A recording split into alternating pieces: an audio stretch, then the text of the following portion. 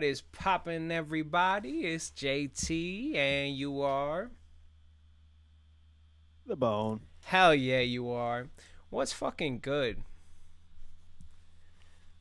I'm chilling. Yanks got a win tonight. Big game one win at home.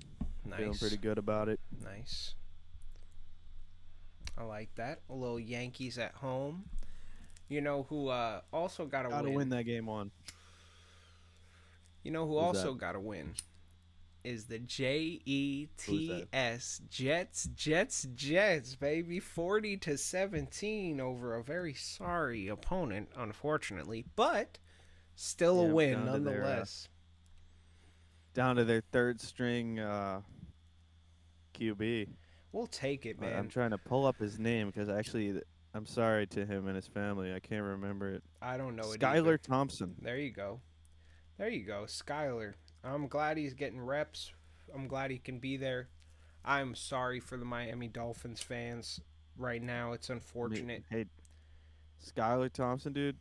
From what I'm hearing, was top quarterback in the preseason. So Well, if anything's the most important, I would say it's the preseason.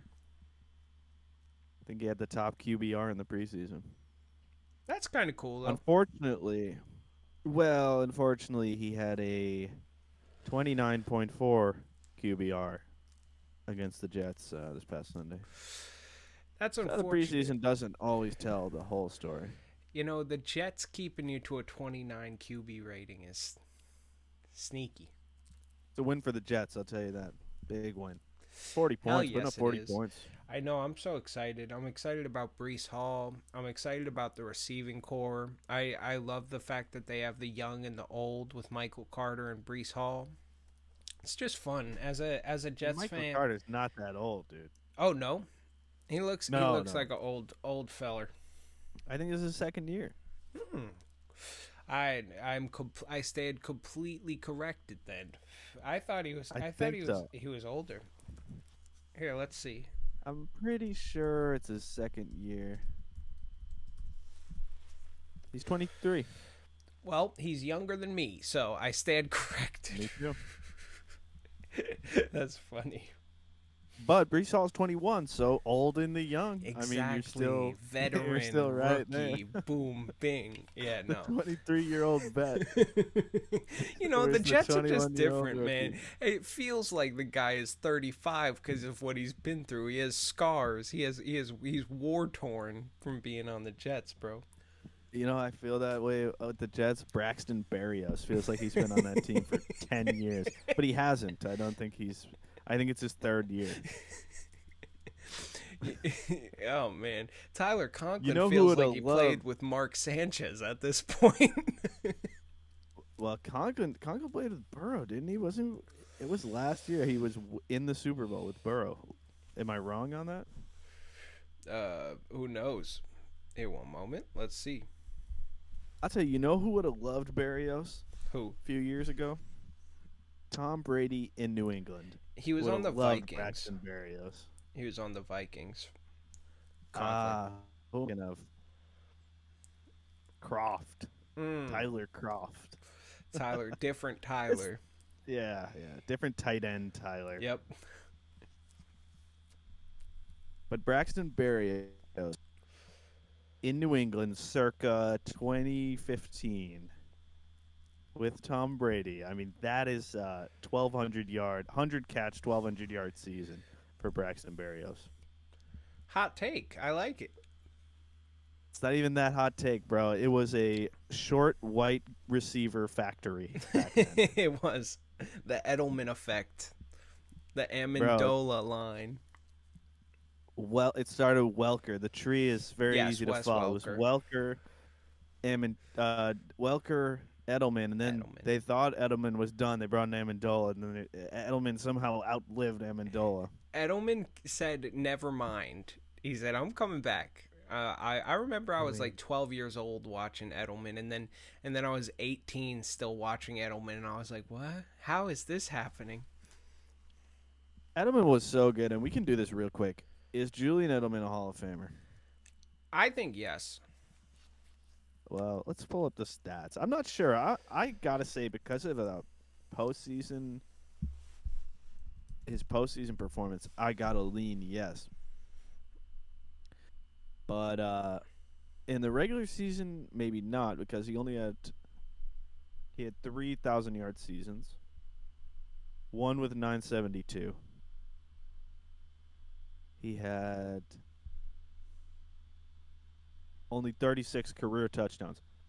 So like regular season, maybe not, I but I he just mean, showed up every postseason. it's just like he he was such a, I don't know.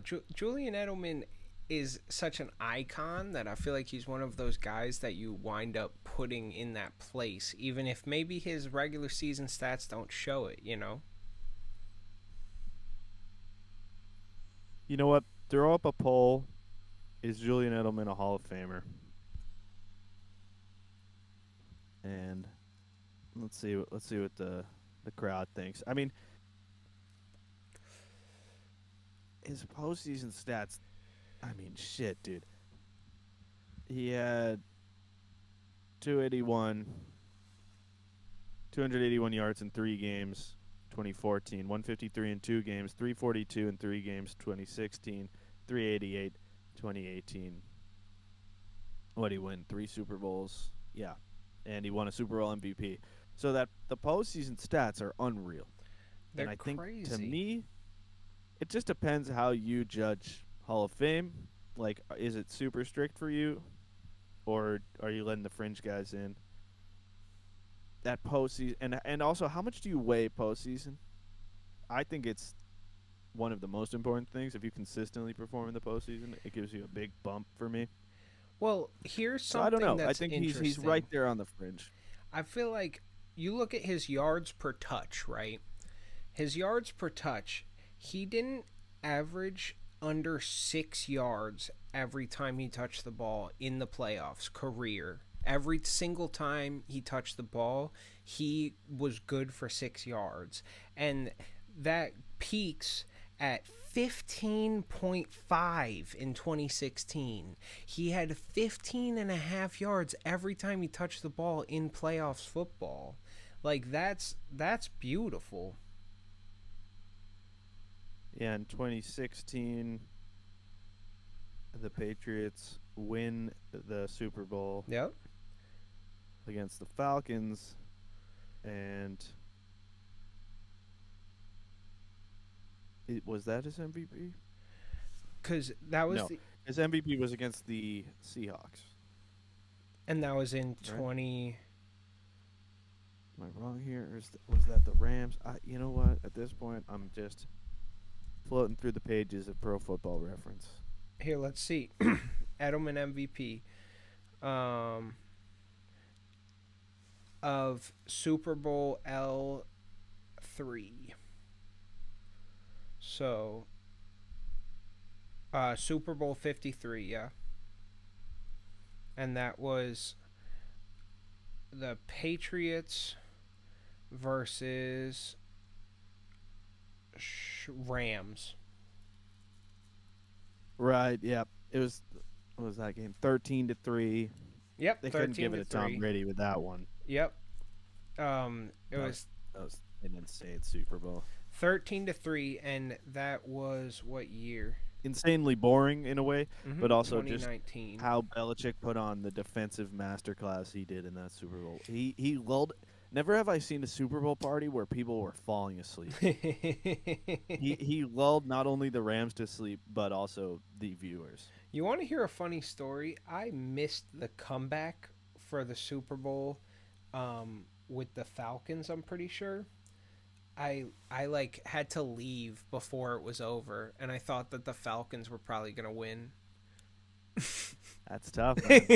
I mean, but I would argue that there is a certain experience just in the fact of like just that holy shit moment where it's like, wait, the Patriots won. You got it all at once, right? Just an immediate download. It's Holy shit, the crazy. Patriots won. I How? remember. I We remember. watched it slowly climb. I remember I was with Falcons fans, and I remember them being unpleased, but I don't think I saw the total breakdown, which I will forever be sad about. Unpleased. Because they were throwing Unpleased, away bro. the That's got to game. be putting it lightly. Well, no, no, no. This was mid comeback. Oh. Oh, they were like keeping him in the game. Yep. I mean, that comeback was so impossible. Everything that had to happen for it to happen happened. Ugh. That shit was crazy. I mean, that was like the Patriots obviously made that happen, but also that was a classic choke where like Yes.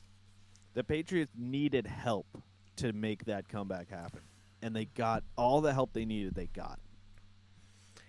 Yeah, that was rough. And from the Falcons. The Falcons also coached so scared in that game a little bit. Like you could feel it in the air. Oh, yeah. I never thought the game was over. Really, Not there was once. one play that really I was just like, oh, if they like this game is probably over if they hit this field goal. And then on third down they took a sack.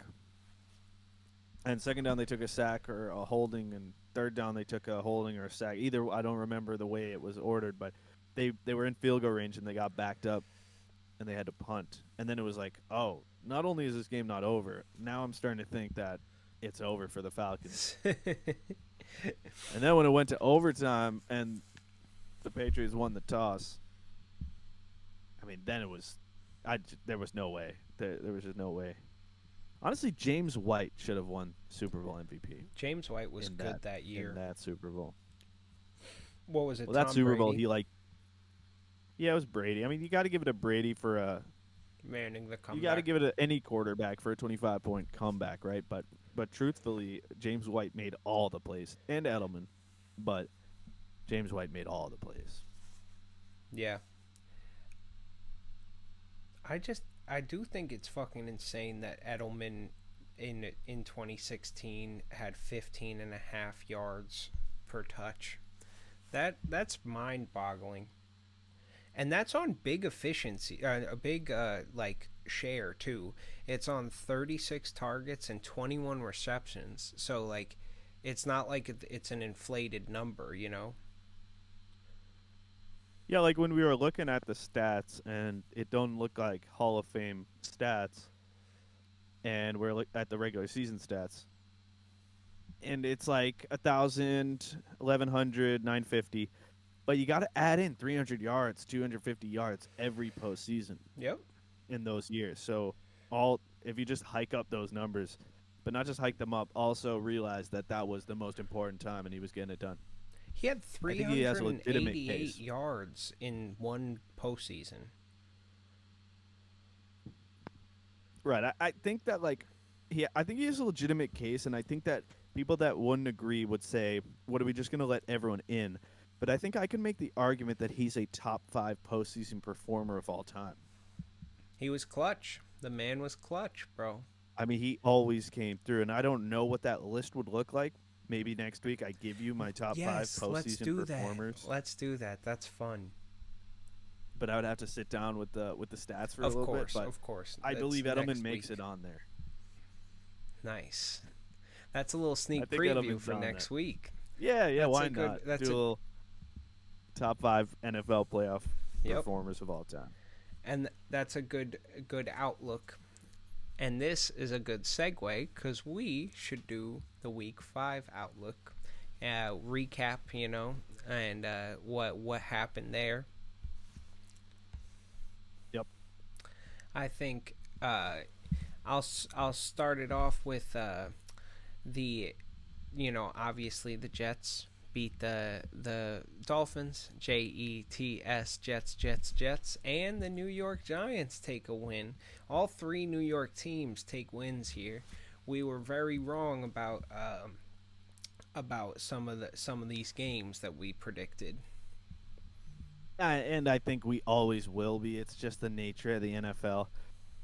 What was the game I said? Watch out for this. Is the NFL shocker of the week? I Was that think Panthers Niners? I think that's what was my first instinct. I So better not be, I bro. think you might Because have been with that one. yeah. Oh no, because I woke up on Sunday and I was like trying to put together a little parlay, a little $5 to win 100 type, Hmm. pick 6, 7 games. And I was going over that game and I'm like, man, the Panthers could just surprise you. And then I just stopped myself mid thought and I'm like, what am I saying? Like, this is Baker Mayfield and Matt Rule. Like, this is the one of the worst situations I've seen in a long time. Turns out they're both gone. Matt Rule fired and Baker Mayfield injured. Hmm. And so I guarantee you that the Panthers look 5 times better, 10 times better next week because it can't get any worse. Because they look so bad. And you know what really sucks? That defense is not even that bad. Mm-mm. Now you Not see atrocious. 37 and you say, "Oh, they sucked." They got no help. They got no help. When you're on the field all game, you're gonna put up like. And that last touchdown, by the way, was like they went on fourth down. They got the ball and they were just going. 2 minutes left. They just on their own 20, 0 yards, 4 plays. Give the ball to the Niners, and they just ran it in. So Yeah. the Panthers should look better this week and going forward with. And I can't believe I'm saying this. I think that Baker Mayfield might be worse than Sam Darnold.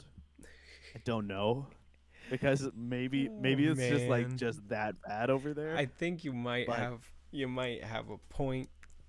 I never thought I'd say that, especially after last year. But Baker Mayfield has looked so bad this year, He like hasn't looked right shockingly bad. since he injured his arm, bro. He hasn't looked You're right. right. If you watch the Browns stuff from before he left, I remember he was very hampered and he is so like not the same anymore. I think he's a bit changed, you know. Yeah, he also looks like kind of tentative back there, and he's a guy who historically played with moxie. He doesn't seem to have any moxie, or maybe he does, but maybe that's the problem. Like, maybe he needs to realize he sucks, and then he could be like like at least like a I don't know, a mid-range guy. Maybe if he Can he be a Teddy realizes, Bridgewater? well, I mean, I guess yes. I think Baker Mayfield could be a very good backup, but the thing is, he's still in his mind as an elite starter. Yeah. So I think that's really what makes him so bad is that he hasn't taken that step down mentally of like, oh, I'm not that good. I'm not I that think that's guy the necessarily, you know. like you can still be good. You can still be above average, but maybe you're not that good. Mhm. So maybe you don't try to make all the throws. Yeah. You know, run the ball. Not yourself, but run the ball. Like You maybe have just like take CMC. take I don't know. There's nothing really to say because it couldn't be worse. It couldn't be worse than how it's been. So whatever the problem is, it's not just Mayfield. Now is CMC still playing? Because I missed that. Is he healthy Yeah, right he's now? playing. He's putting up. Yeah, he's healthy, putting up some numbers. And so, He's their entire offense. yeah, I think Baker he's just not looked the same, you know. But I Not at all. I the Titans beat the Commanders. That was kind of you know obvious. The Falcons kept it close with the Bucks, but that's a no go, you know. And then the Chargers eke it out against the Browns, and the Texans get their first win against the Jaguars. Yeah, I mean, I like the Jags aren't as bad as they have been, but they're also not as good as I think people were very quick to jump on the bandwagon of the Jags, but like let's give it a little time. Let's not pretend they can't lose to the Texans Yep. any given Sunday. Yeah, it's true. I myself was like Jaguars like hopeful, you know. I thought that they were maybe going to stomp the Texans, but I like that the Texans just kind of ran over the Jags. I fuck with it. I love They didn't Damian run him Pierce. over. No, not in full, but I was talking about You're just saying running Damian game. Pierce. Yeah, just Oh yeah, chomping okay. away at the bit. He's good, man. Yeah, he's lovely. And Rex Burkhead's a lovely vet to have behind him, man. I think they got something right there in the Don't even backcourt. get me started. I don't want to talk about any Rex Burkhead. How is this guy in the league even still? Like, I feel like this guy's been around since like, I feel like he's in ESPN NFL 2K5. Mm-hmm. I feel like what's he the was deal playing Rex with Burkhead? Julian Edelman, bro. He was, dude. That's the thing. He legit was. And I know that's not so crazy because Edelman retired just like 3 years ago, so it's not that crazy. But Nah, he's been in the like league, Burkhead. bro. But you know what I think is getting me too? I'm also kind of conflating him with Danny Woodhead, Me too. and they're both Famed they're Chargers both running back. short. Yeah, like they're both short white running backs with head in their name. Yeah, So there's a lot of similarity there. that's so funny. I think they play a similar game. Man, dude, Danny Woodhead was electric for a He few seasons. was hot. Remember when he was like had his Jeremy Lin moment for a second? And he Bro, was just like he was good for a solid 2 years. that was wild. He was fire. I remember him being He blew out his knee, electric is a and then he good way wasn't of the putting same. it. Yeah, that happens. Dude, like Burkhead has never been the player Woodhead was. No. I'm not no disrespect to Burkhead. He's a solid like pass catching running back. Mm-hmm. But man, Woodhead had a run. He was a good player. Yeah. Like with the Phillip Rivers Chargers. Yep, that was fun. Then we got the Eagles getting one over on the Cardinals by 3. They remain undefeated. So I stay selling the Cardinals, by the way. yeah, I do too. I think it was something that they got they didn't get blown out, you know. Well, like I've said all year, I think the Eagles are really good, but I don't think they're 5-0 good. Like I think they've really benefited from the schedule, and they've got now. Look, I'll give them the. I'll definitely give them beating the Cardinals, even though I don't believe in the Cardinals at all. Still a good win. Mm-hmm. Like they're still a team that can beat you any week. And the Vikings, they got primetime Kirk Cousins, so obviously like he got to weigh it a little bit differently. But still, I think they're a really good team. I would say top 3 team in the league right now. But I don't think they're a 5-0 team. Yeah, Maybe. their schedule. Not all 5-0 teams are created equal. Their schedule is a bit marshmallowy. You know, it's we'll see, you know, but I am a true optimist with the Eagles. I like them. I like Jalen Hurts a lot. I don't want to like get it. Yeah, don't get me wrong. They are a very good team, and they can beat you in the trenches, which is very good, but conducive to late season ball, playoff ball. They're a very good team. I have them top 3, and I probably have them as the best team in the NFC. But I just,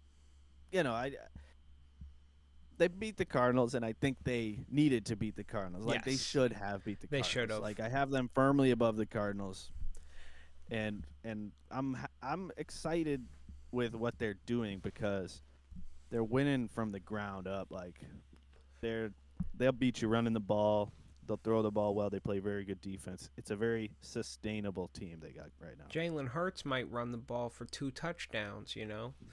And then, you know, transferring over to some not good teams, not so good. We got the Bears losing to the Vikings by 7, 22-29.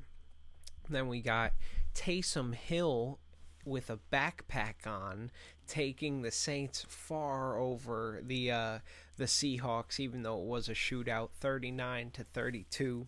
The Saints take that one. That shit is nuts, bro. It's so funny. Yeah, obviously, like we can talk about Taysom Hill, but I just want to real quick talk about Geno Smith. Mm-hmm. We love Geno Geno Smith Smith this here year. on this I radio mean, show. Geno Smith. We love Geno Geno Smith Smith. this year has been so good.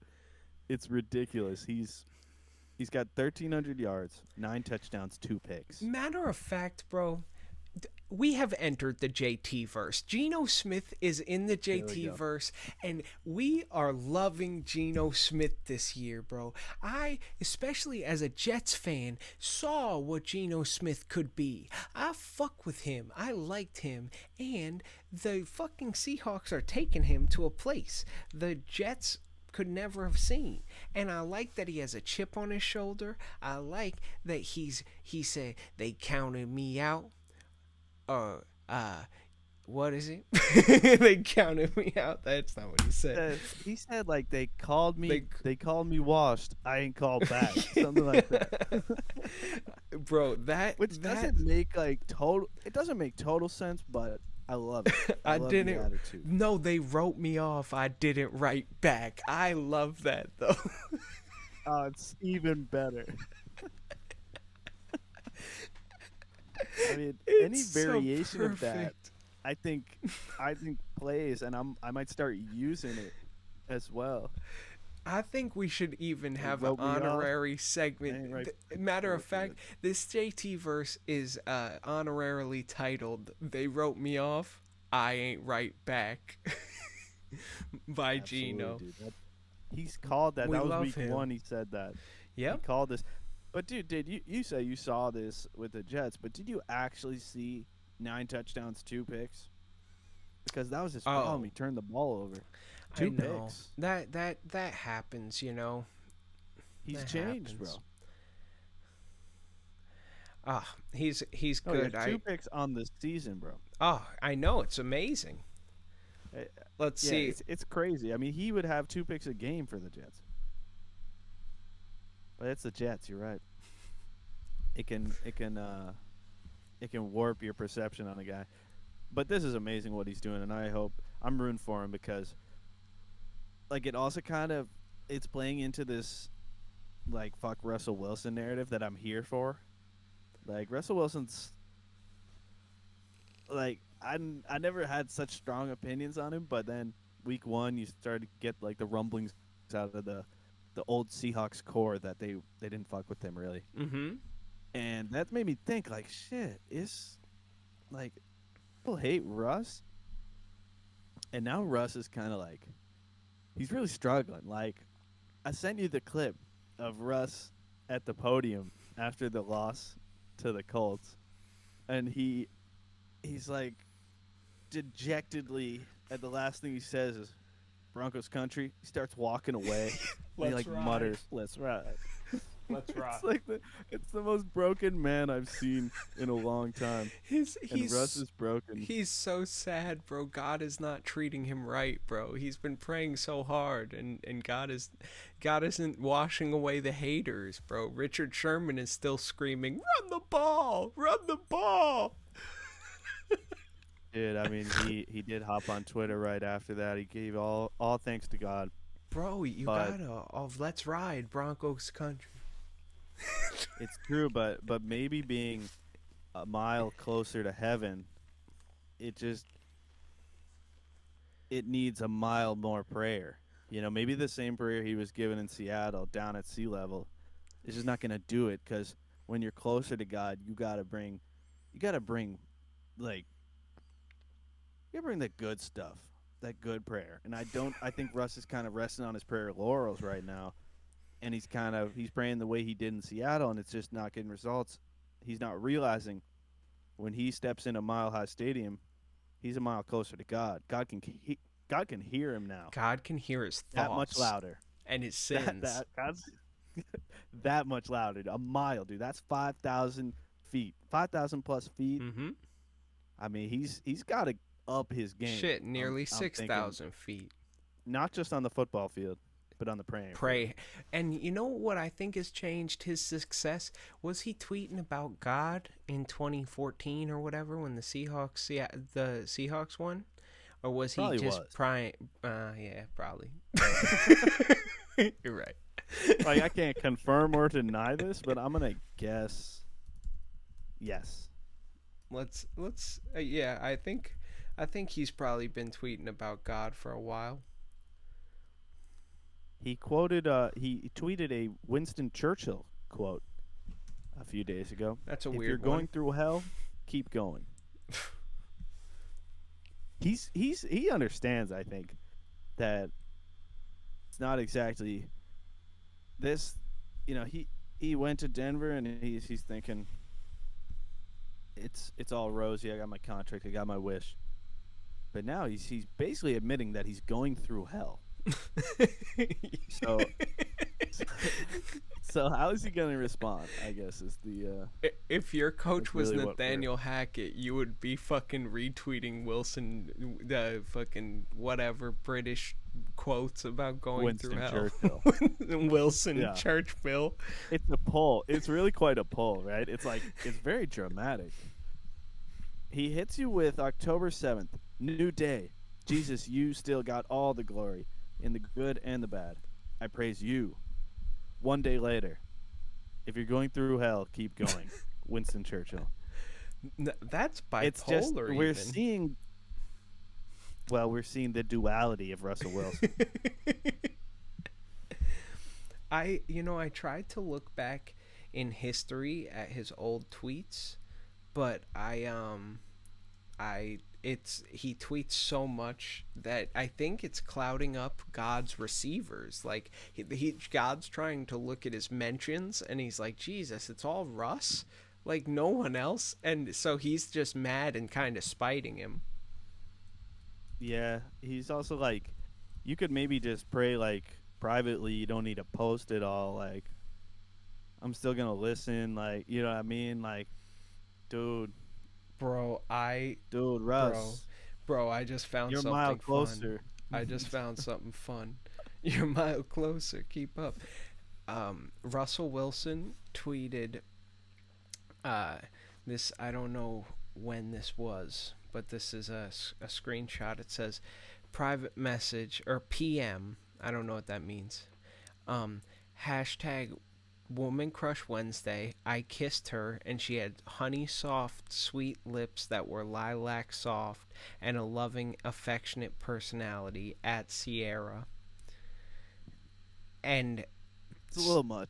someone commented back, oh no, and they looked up describing a beautiful woman, and it's the first quote on it says she had honey sweet lips that were lilac soft. Okay, it's a damning piece of information, but I would need to fact check it. I can't just go and say that this is 100%. Well, there's a source. True until I have a source. Yeah, we gotta source it. And it's the Daily Mail. Yeah.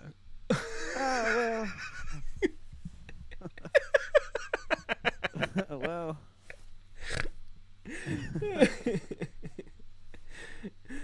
.co.uk? .co.uk. That's right. They really see that. Busted Seahawks player Russell Wilson accused of copying a tweet about girlfriend Sierra's honey sweet lips from an online guide to describing beautiful women. I mean, shit, if you got nothing to say, steal something from the internet, right? I just love the idea of a guide for describing beautiful women. Like, why would you like a whole guide, right? This is just page 1. Like, this thing goes on. Well, I feel for Russ, right? Because he's like, it's Valentine's Day. I gotta send out a tweet. But when you're typing it all, it's tougher than just putting it into words. So he's struggling. Also, he's a robot, but he's trying to. He's a robot built by Jesus. He's a Jesus bot. He's a Jesus psyop bot. Jesus-bot. I am a Jesus-bot. You cannot stop me, no. I am a Jesus-bot. And when you fuck around, I will kill you now, even though that's He's a a sin. murdering Jesus-bot. I'm a Jesus-bot. Number 3. Number 3. It's the 3rd edition. Yep. So Numbers just 1 and 2 didn't make it down no, to the no, earth. they didn't get past college. They didn't No, get drafted. no, they weren't very good. But, They are youth ministers now. yeah, yeah, they're doing missionary work. Yep. Classic Now Jizo on the bots. topic, Go for it. yeah, it happens. You know, not all Jizo could make it to the Not all NFL. Jizo bots are created equal, just like all 5-0 teams are not created Well, equal. Go right, ahead. and that's why they got numbers. Mm-hmm. Number 3, Russell Wilson, the Jizo bot. Okay, on the topic of God and Twitter, I just want to throw it back to Stevie Johnson's tweet from I'm gonna say 2010 when he dropped a game-winning touchdown in the end zone in overtime from Ryan Fitzpatrick, and it was the most perfect. It's probably Ryan Fitzpatrick's best pass ever, and it just went through his hands like it was. Yeah. It was one of the worst drops you'll ever see to win the game, and then they ended up losing. After the game, he goes on Twitter, and this is like early Twitter. Like you can go look it up and see and get thrown back to early Twitter. He said, I he praise hit you the- 24/7, and this is how you do me? He tweeted late night Sunday afternoon. You expect me to learn from this? How? I'll never forget this, ever. Thanks, though. I love the ... after thanks though. It's so it's dismissive. Thanks, though. It's like I'll thanks call for you nothing, back. God. Fuck you. Fuck you, Like- God. I don't just praise you. I praise you 24/7. And this is praising how you while you I do sleep. me?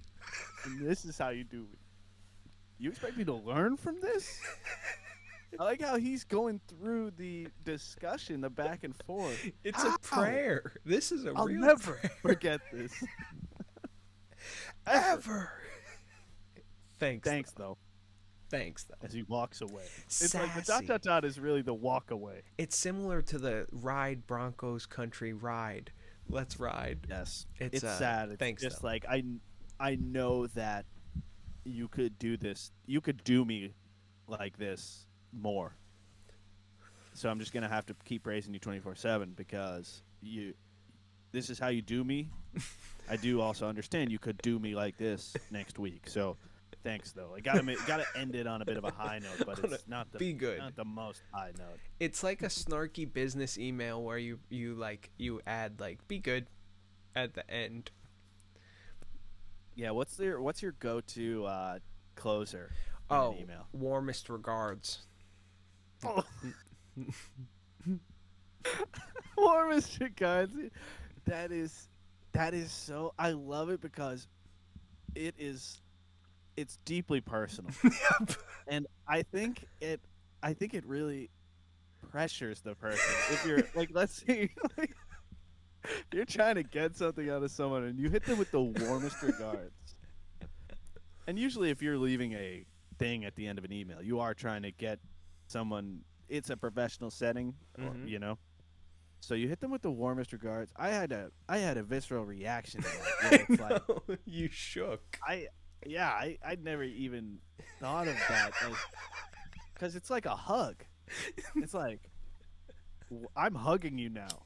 This is my warmest regards, and you're not gonna do this for me. I'm After I out here bug you? hugging you. I hugged you, dude. I love that. That's phenomenal. I used to change it up by the email. Mm-hmm. That's how I used to do it. Sometimes I do that. Also, I still do that. Like still. Because Yeah, warmest like, if it's regards like- doesn't work in every setting. Yeah, if you hit a teacher or a boss with like, fuck, sorry. I fucking hate you. I'm quitting. By the way, your breath stinks. It's over. You're never seeing me again. Warmest regards, Jeffrey. Exactly. That would actually be kind of badass. I would say That would be badass. Truthfully, warmest regards possibly works in all situations. Is it just?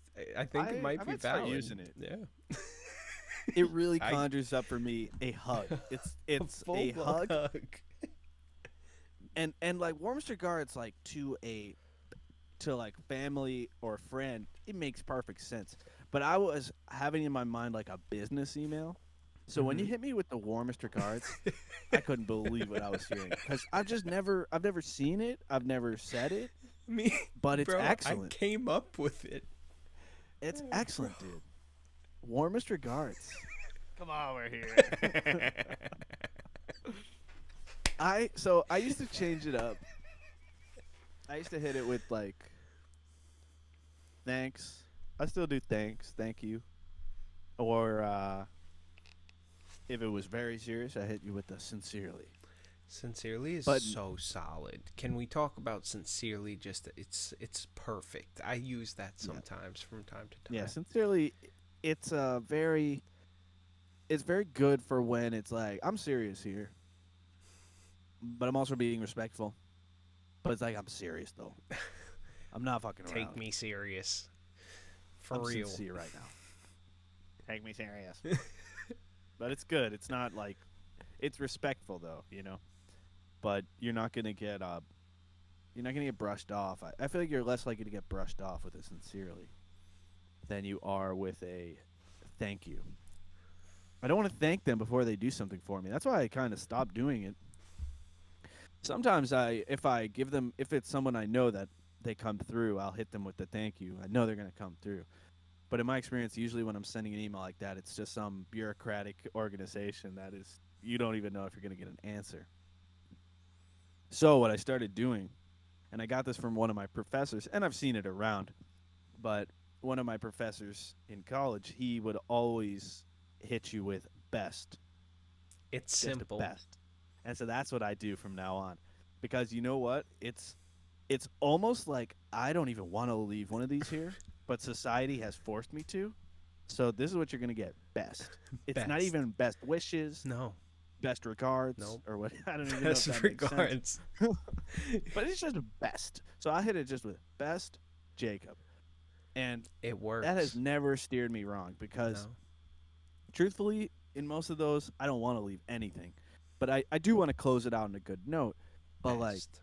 I could just sign my name and be good with it, but everyone has their one. You know, it's this professional world. You know, you got to have your sign off. So best. I got it from Professor Palazzo, and I've never looked back. Best has been my go-to. I'll change it up every now and then. We should sign off at the end of each episode. Warmest regards. This has been JT. Best. Best. Bone. Warmest regards, JT. Best. Bone. Best bone is good. Got a little alliteration the going mic there. I just knocked over the mic. I'm getting a little bit too happy. Oh shit. One too many hazy IPA. One is enough, apparently. I ain't even finished this. Go crazy, I don't know why I didn't have a destination there. I was about to say taxi. Crazy deer.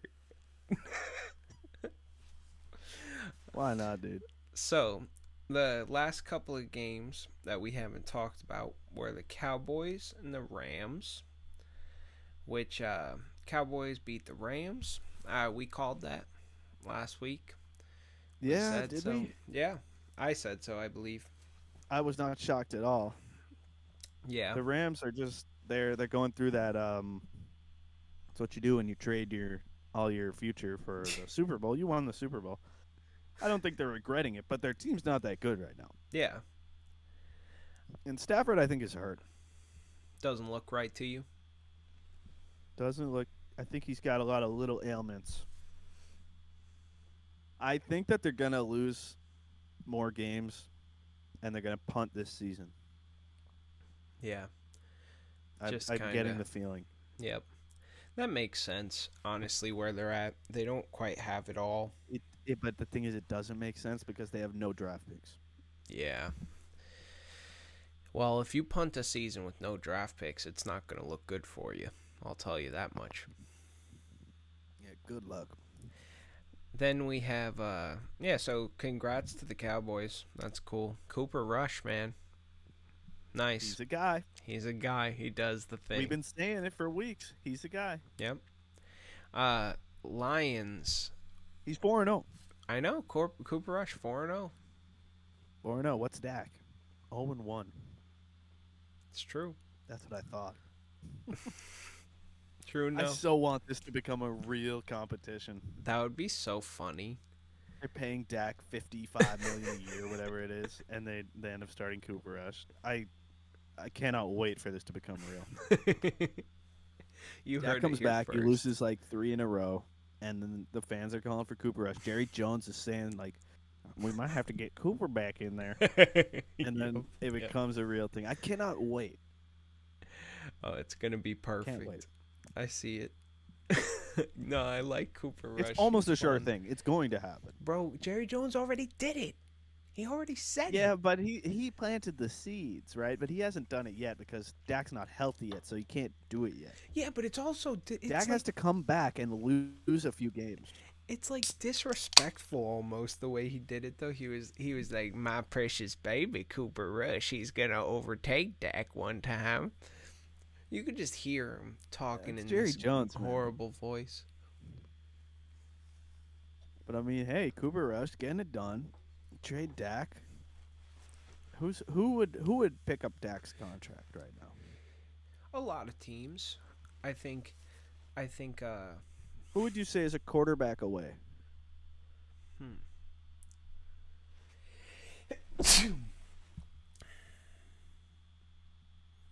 See, That's they actually wouldn't kind trade of a him hard within the question. division.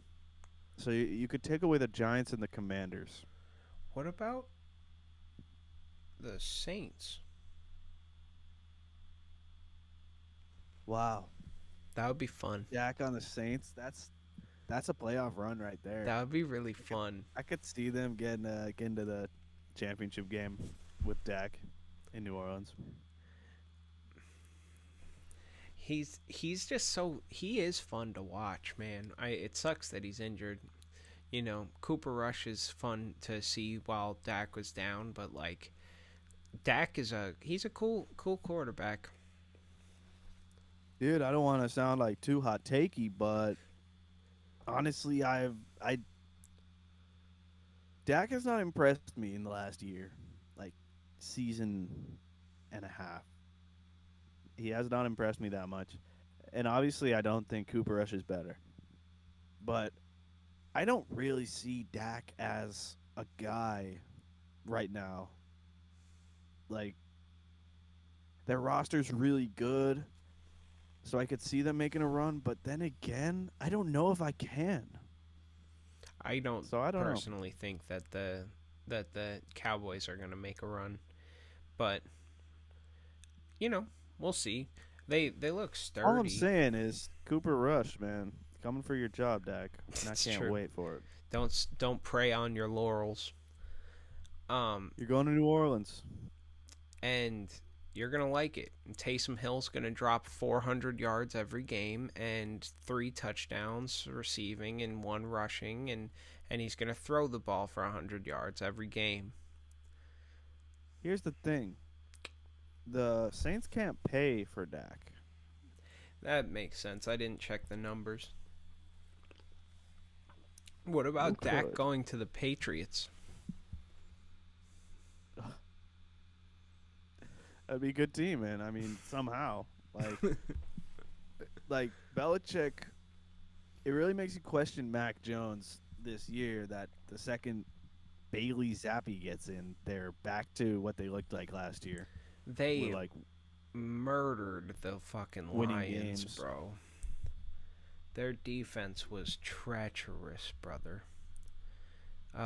Yeah, it was a terrible matchup because the Patriots really just run the ball, and the Lions are last in stopping the run. So yeah.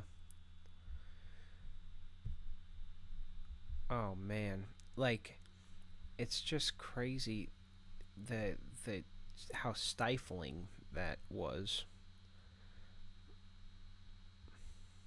They couldn't get anything to go. The Patriots didn't have any sacks. It doesn't even look like. No, I mean it was a classic. I didn't watch that game Me to neither. be honest, but it's just a classic Belichick box score. Yeah. Like Patriots Lions, I think we said it last week. You just can't see it really. I'll believe it when I see it. Yep. That's I think, and I didn't see it. So. Yeah. Unfortunately, the Lions lose to the Patriots, and I wanted them to win, but hey, whatever. We talked about the Colts Broncos game. That was doesn't even deserve a sentence. Then we have two left: the Bengals and the Ravens. That was a close one. The Ravens pull it out with 19-17 over the Bengals, and that is one I also didn't get to see. I didn't catch footage of it. I just know Jamar Chase is fucking me. Yeah, I mean he's getting kind of locked up. They're putting extra focus on him every team, Yeah, and he hasn't shown yet the ability to break out of it. But I mean, the Bengals have enough to get over that. But right there. now, Burrow's still kind of forcing it to him. And how I think if did Burrow, go ahead?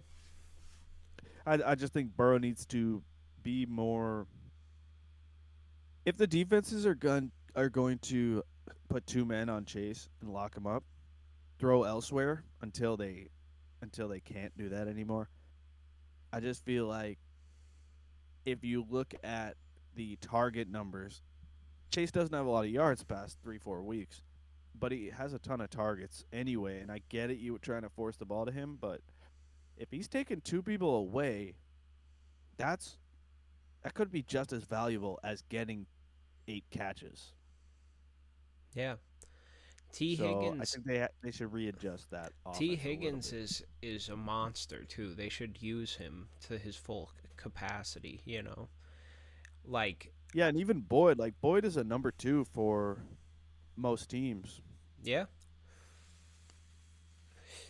he he's someone that's just like sneaky good. He's a player that's sneaky good to me. The Ravens are an interesting team this year. I just don't quite understand why Lamar. I get that they can't pay him. It's just fucked up. He needs that boy needs his payday, They cuz can pay him.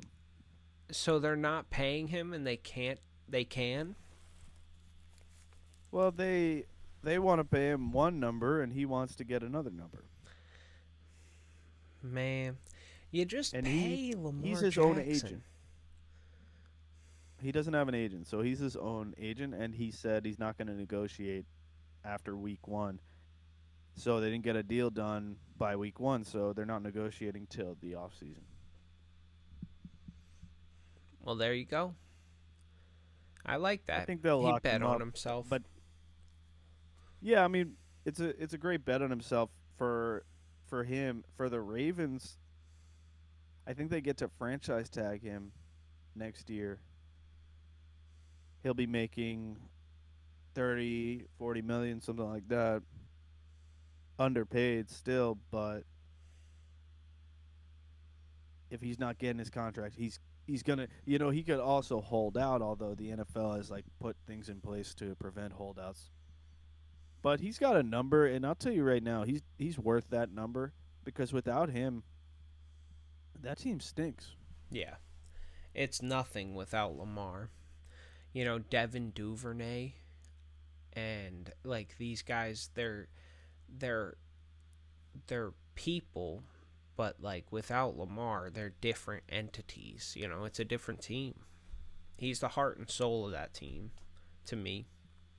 He really doesn't. He still doesn't have much help. I mean, Rashad Bateman's okay, but he's really a 2 at this point in his career. He could grow into a 1, but from what I've seen, he's not a 1. Duvernay is a 3 at best, and he's good, and he's getting better. By the way, Duvernay looks much better this year. So maybe he's better than that. But I'm just saying right now, I don't think defenses are scared of Duvernay leading up to a Sunday. And the only person they're scared of is Mark Andrews. Mark Andrews is a So beast. yeah, he's a beast, but he's never had the. I guess what I'm saying is Lamar never had the weapons of some of the other great quarterbacks, and he still makes it happen. It's true. So they And gotta he pay him definitely. and he made it happen again this week. And the last and final game that we going to talk about is the Monday Night Football game, which happened versus the Raiders versus the Chiefs. The Chiefs make their biggest comeback with Mahomes under center, and during the regular season, and I'm not sure if it's during the playoffs as well, and come back to win it over the Raiders. Because for the playoffs they had a 17-point comeback. Yeah. So biggest regular season comeback with Patrick Mahomes under center, and Travis Kelce 8. What can you say? He's a dog. He's a dog. That was insane. We're gonna do a little quick fire recap of Monday Night Football. We'll hit some points, and then we'll move on to the Triple C's, baby. So, you want to start it off with the roughing the passer on Derek Carr would-be fumble? Sure. I mean, it's not just the Derek Carr play. There was also the Tom Brady roughing the passer called against the Falcons. And really, it's not just one play. The NFL has a problem. I don't know if it's that they're actually telling them to call these, or if the language is too vague for the refs to know what should be called and what shouldn't. But I think it's probably a combination of both. And there just has to be a line that has to be clearly communicated to referees. And it's a huge deal because these plays swing games. It's 15 yards, and it erases a sack. So it's really more like a 20, 25-yard swing at times. And in the case of the Chris Jones play, it was a fumble too. But I think it's much simpler than the NFL would have you believe. And I know things go fast and refs will miss calls, but I think the NFL is standing by these calls a lot because they want them to keep being on the lookout for these things, so they don't want to negatively reinforce these calls, even if they maybe agree that they're the wrong call. I don't think they're gonna say anything about it. But it's really pretty simple to me. I actually kind of like the heightened safety rules, whether it's the defenseless receiver or even some roughing the passers. I know that a lot of people hate them just by definition, and I understand it, but I kind of like it. I like them too. In terms of making football a more sustainable game on a more gentlemanly game. Yep. I guess I would say is something that I think we've seen as a result. So I think it has worked in some ways. It's still a brutal game, and you still want there to be that edge to it. But I don't think we should glorify a player unnecessarily hurting someone after they made the play, or in addition to making the play, also hurting someone. So I kind of agree where they're coming from in taking those plays out. But to me, it's very simple. Was it something that is extra? Was it unnecessary? Could the person have done it differently? And I think it has to meet those criteria to actually call it. If it's just a regular tackle, and in the Chris Jones case, he landed on Mahomes or on Carr with his quote full body weight. But right, so the letter, and the same with Brady, kind of where he was whipped to the ground. The letter of the law says that if you land with your full body weight, it's a call. If you throw the quarterback into the ground, it's a call. And I don't hate that as kind of a guideline, but it has to be with the caveat. Could they have done anything different, and was it unnecessary, or did they actually have to do it to make the play? And And that I Chris think that Jones made the play well, it's not just that he made the play; it's that he couldn't have made that play any other any way. other way. And I think that's something that's not being communicated to refs He by the put NFL. he put down The his NFL's telling arm. refs. Go ahead. The NFL's telling refs to look out for these things: throwing the body into the ground, landing with the full body weight. I think that's fair. But they're not also telling them when they're not giving them the caveat that call it when they couldn't have made the play another way, or call it when the it was excessive, because in those two plays it wasn't excessive. It was just how the play went. It's something you want to not see if you're the NFL. You're trying to make these calls, but you can't just tell the refs to call it just because. Because at the end of the day, that's football. He can't make that play in any other way. Now, if someone makes a if someone has a quarterback wrapped up and then throws them to the ground and they didn't have to because they already had them in their grasp, you can call that in my mind because it's something that they didn't need to do. They could have made the play in a different way. If someone has the quarterback and angles themselves, it could make a tackle and instead angles himself to throw them to land on them, kind of a like a body slam. And I've seen it before. Like, fine, I'm totally fine with you calling that if it's unnecessary, if it's excessive.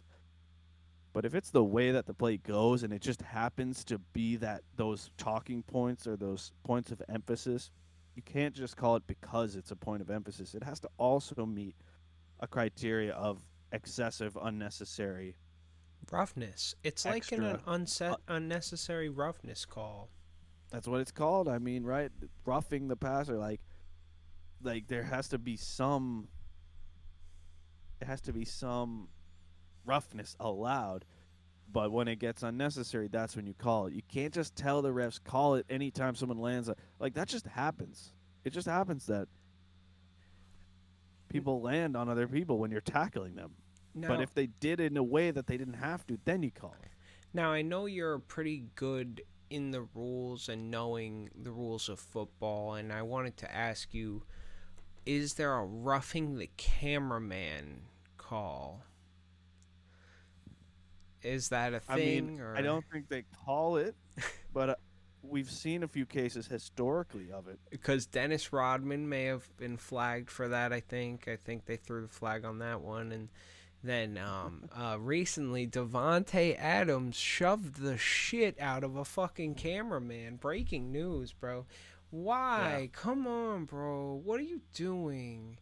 That shit It is was the so perfect storm. stupid. I can kind of feel for him a little bit because it was the perfect storm of he was very pissed off about that game in which I feel like he probably thinks that he should have made that catch on third down, and like he usually makes that catch, and they lost in an embarrassing fashion where he ran into his own player, so he's mad. The emotions are getting to him, and then as he's walking, this guy just runs and the cameraman did kind of like pop out of nowhere at the worst time, and his his reflex was to push him, and I actually have no problem with that, to be honest. Now it looks really bad, It looks very bad. but I gotta say, okay, maybe I do have some I problem have a with it. problem with it because bro, keep it to yourself. Hit the wall or something. Move out the way. Like you shouldn't take it out on a cameraman because it's like he's just trying to film and he helps you like be on TV as an NFL player. And if the NFL games weren't televised, you wouldn't be doing this, you wouldn't be making this bread. And so it's just like, I don't know, the human decency. Like, don't, I get that you're emotional, but don't be a fucking baby.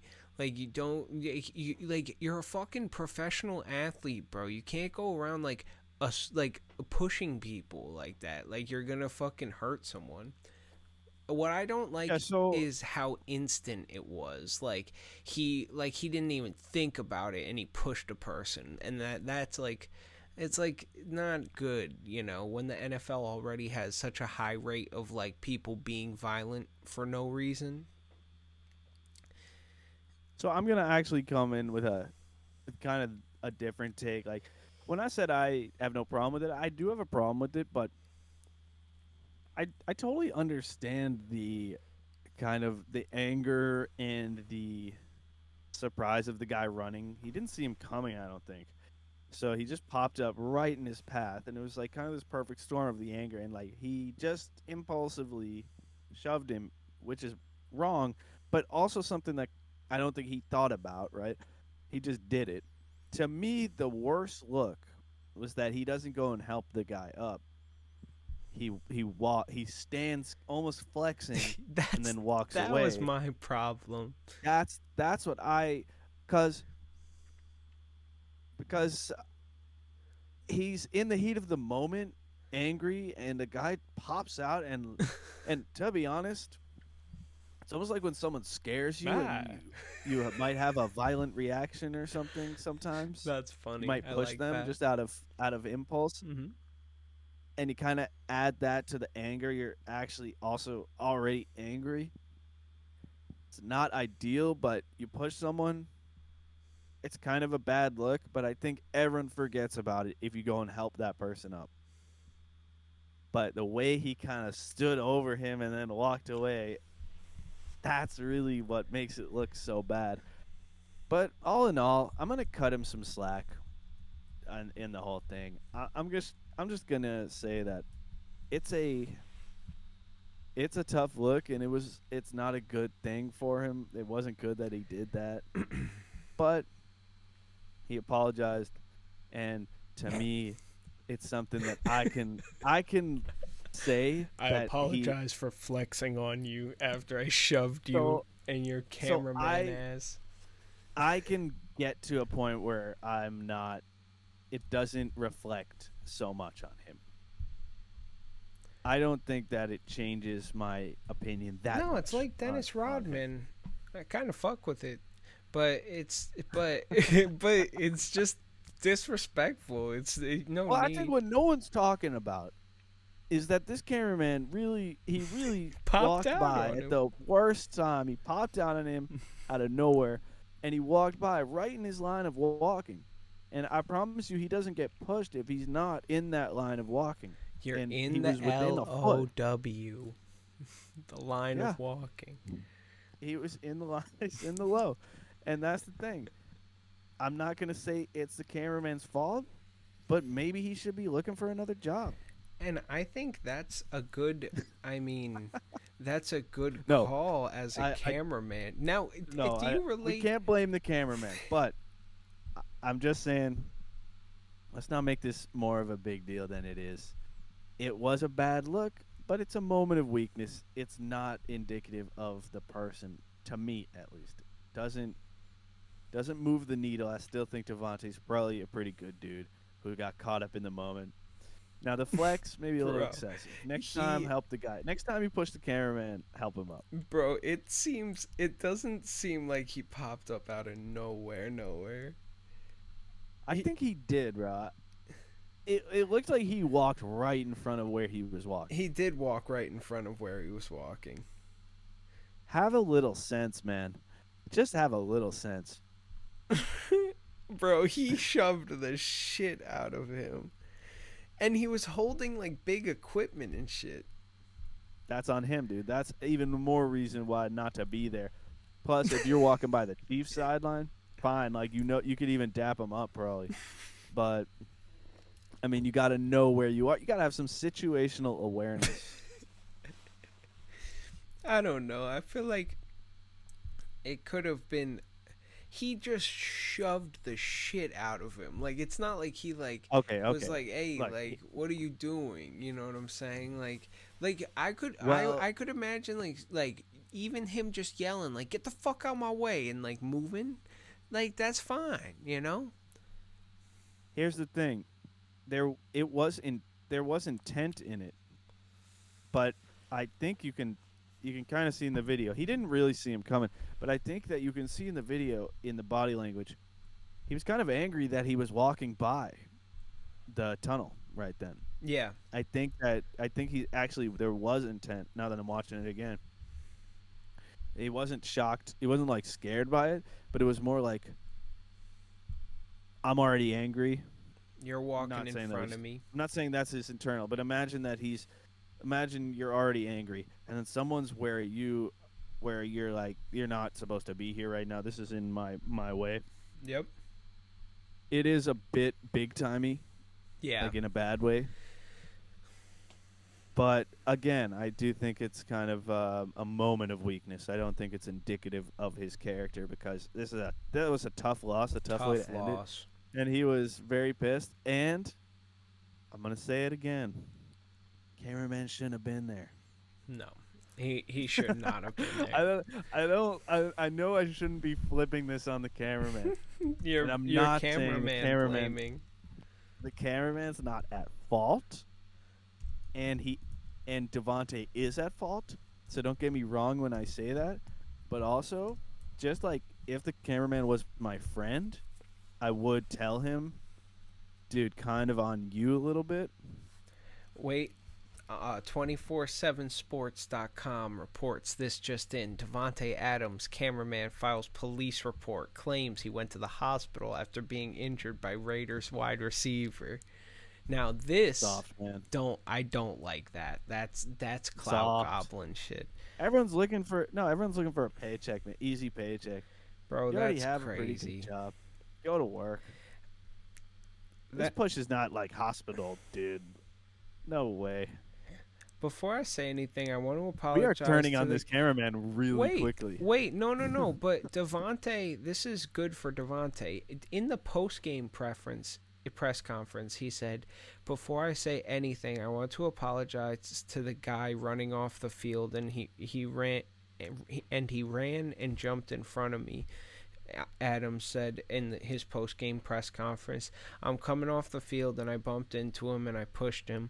I think he ended up on the ground, so I want to say sorry because that was just frustration mixed with him running in front of me, and I shouldn't have responded that way, and that's how I initially responded.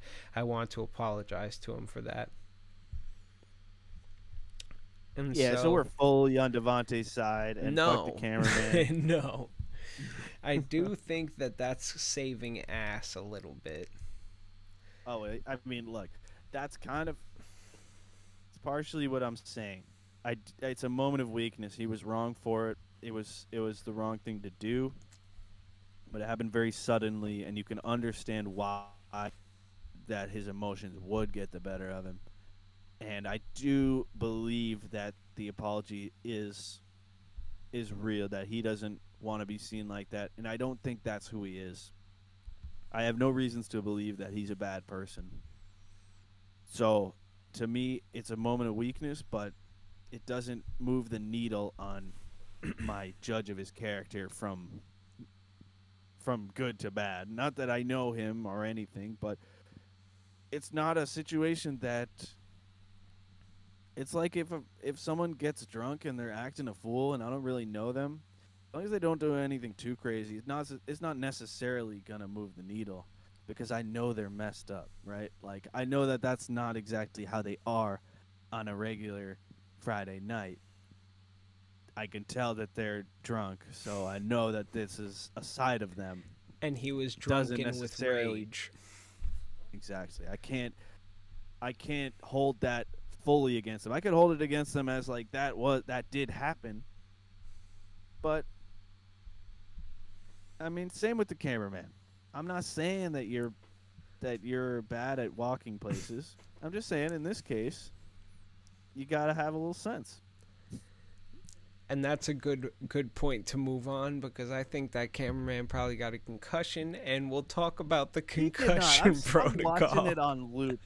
He got right back up. Dude is fine, bro. I've No, taken falls like he's this hundreds fine. of times. I think he's probably fine. Allegedly, I don't know. He may have gone to the hospital. He might be being a wuss. Who knows? It's somewhere in the middle. I'm not the guy.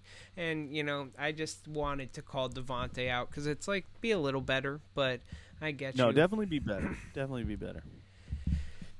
Definitely be better because I guess what we can we can take the moment of weakness and we can get underneath it and say that in that moment he kind of big timed it where it's like, I'm more important than you. This is my path. I'm walking into the locker room. And that's not a good attitude to have. But when you're getting paid millions of dollars to play receiver in the NFL, you can understand how someone could get there combined with the emotions. I don't think he's normally going to do this, but it's the perfect storm to make him do this. And yes, it's a bad look, and it's something that he's got to look at. But it's not something I'm gonna be holding against him for much longer. Yeah, I understand that. I get that. Now, do you want to hop to the concussion protocol? And then after that, we should do our mid-show break, run some tunes, and we'll hop back on. Real quick. Hit me. I'm going to sum it up real quick. Hit me. Just because like someone Davante pulls a Adams. dick move. Well, I'm about Davante Adams. I said hit me like Davante Adams. Oh, nice. Okay. Just on Davante Adams. Just because someone pulls a dick move once doesn't make them a dick. And that's, I think, what we have here. This is a dick move by Davante Adams. Yep, certified. No two ways about it. But it doesn't mean that dick. Understood. You know what is a real dick? Concussions. Yeah. That shit sucks. And the concussion protocol is changing, which is good. They got some eyes in the sky looking for any hits and whatnot, and they're handling it as mishappenly as the NFL possibly could. I feel like it's shows how much of a mess they are when it comes to that shit.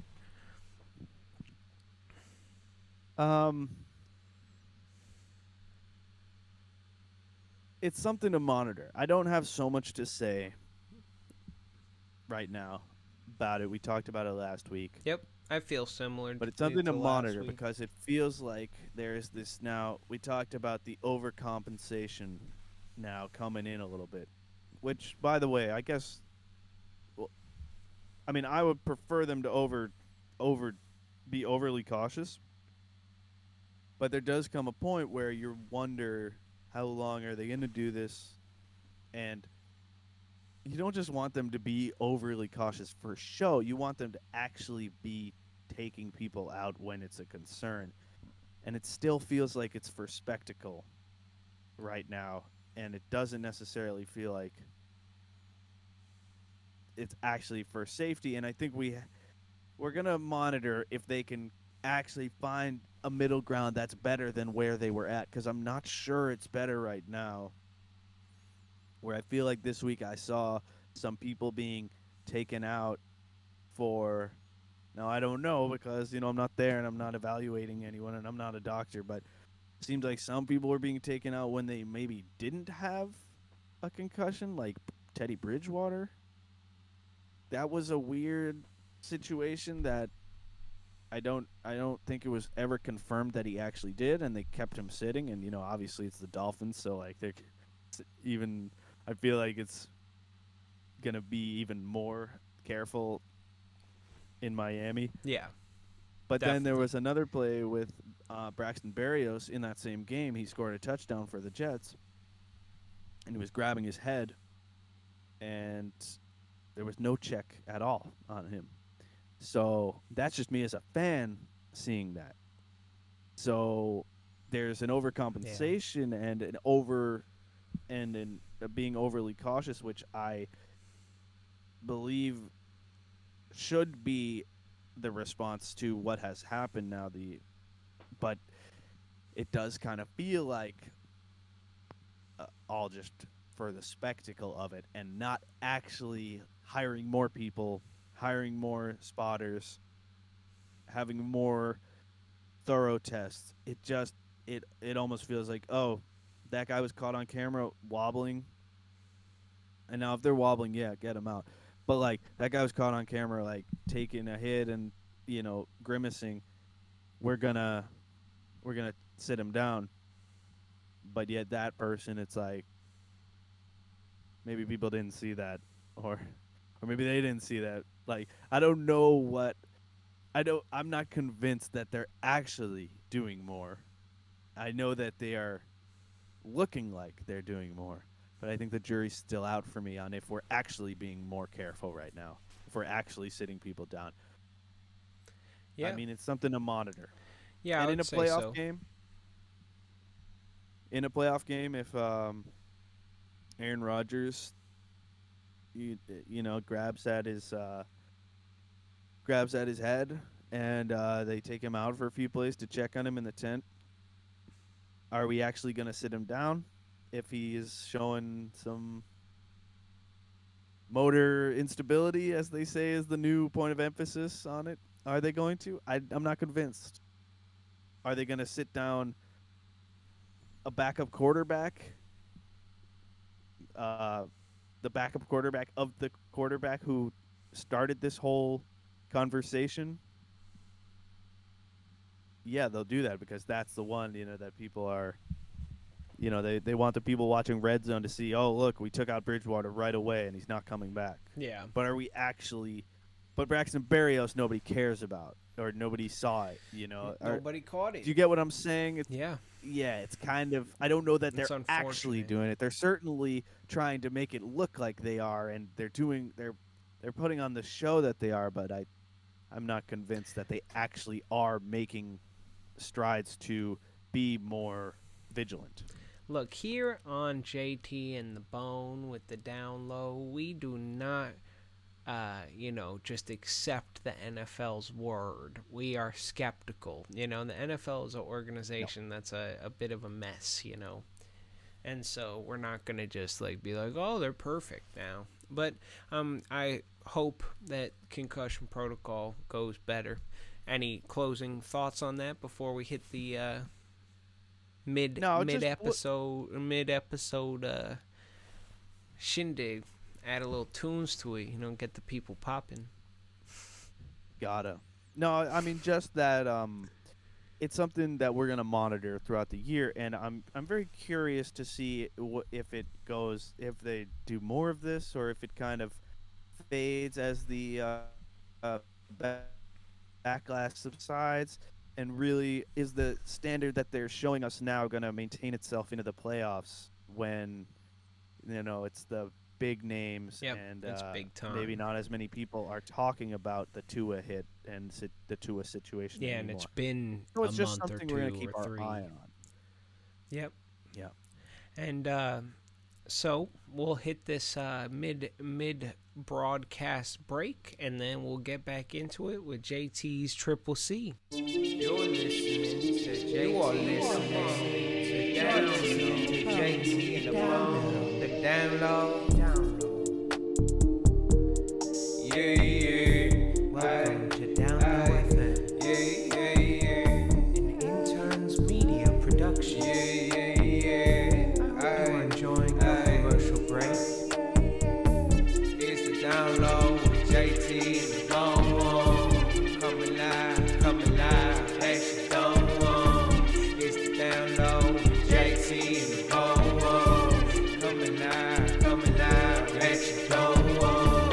It's the download with JT and the Bone. Coming live, action don't want.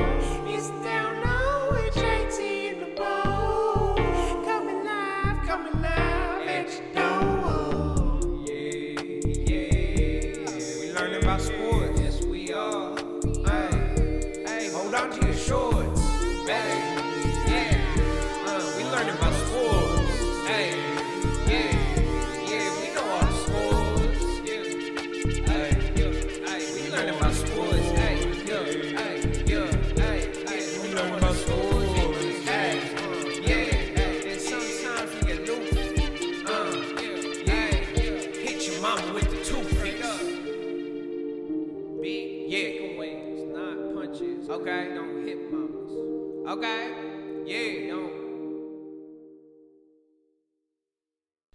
And we are back. What's happening? What's happening? Back from our little mid-episode break. And now, I'd like to proudly present to you guys the Triple C's. It's the Kooky Commercial Corner with JT and the Bone. And I'm happy to welcome you here. It's time to talk about some commercials. So, I would like to start it off with a little bit of the commercials within the football game. There's always a couple of these.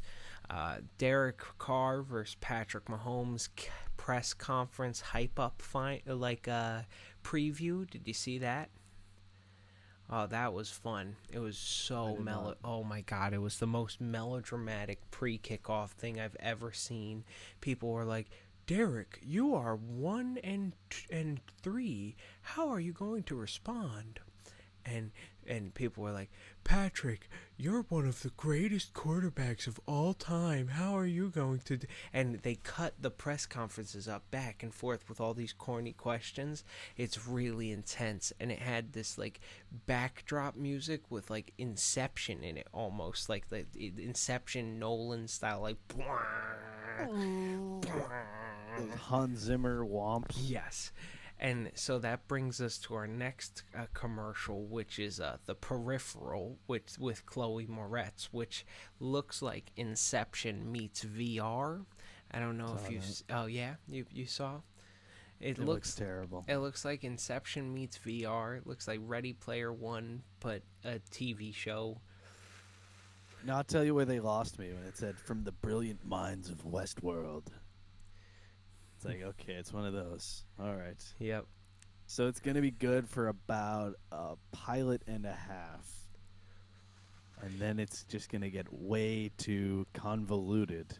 I haven't seen Westworld. Oh, yeah. It's basically like really good to start. Very promising. And then it just gets so convoluted. It's like the producers, the writers, like did a ton of cocaine, came up with this great idea. And then it was great for an episode or two, and then they like ran out of cocaine, or they couldn't get the same batch of cocaine that they had initially. So they were blaming it on the cocaine, like, we can't write, why does this suck now? But really they just ran out of ideas. And maybe actually it was the cocaine, but they ran out of cocaine as well. They couldn't find that primo.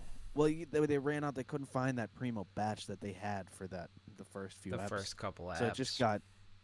It got so convoluted and like it was cut too clever for its own. It was cut. You know, fentanyl, something. I mean, they wish. If it was cut with fentanyl, it would be dope. Did-em. Nice. Got him. So the next one we got here is in the football game again. We're back in the football game. They compared the Raiders to a horrible Las Vegas buffet, and there was all of this 3D rendered, like, gross food with eyeballs in the hot plate, and, like, it was disgusting. And I thought that was, like, really funny. They just, like, the graphic design team just ripped into the Raiders on this episode of the football. The graphic design team. They cannot wait every week to do their job, and I appreciate that. They murder it. They seem to truly be enjoying it. And so that was funny because it was just disgusting food. Like, it was like beyond it was uncanny valley disgusting, and that is how I feel about the Las Vegas Raiders. The final in football commercial we got was not a commercial but a little saying from a sports analyst watching the game. And after a sack where there was 3 defenders in the backfield and they sacked Derek Carr standing up, the analyst so wisely said, "Well, the protection was actually very good there." Who is that, Troy Aikman? Yeah, I think so. Thank you, Troy. Thanks, Troy. He said the protection was very good there, but the rush was very good. It's like, no, the protection was bad. He got Yeah, if sacked there's a standing up. sack, by definition, the protection did not do its job. Then we have double hitter on Carfax commercials. So we got the first one is the Carfax twin bit, and that is two twins with different cars. One used Carfax, they have a good car. The other didn't use Carfax, they have a horribly damaged, irrevocably totaled car that they got scammed with.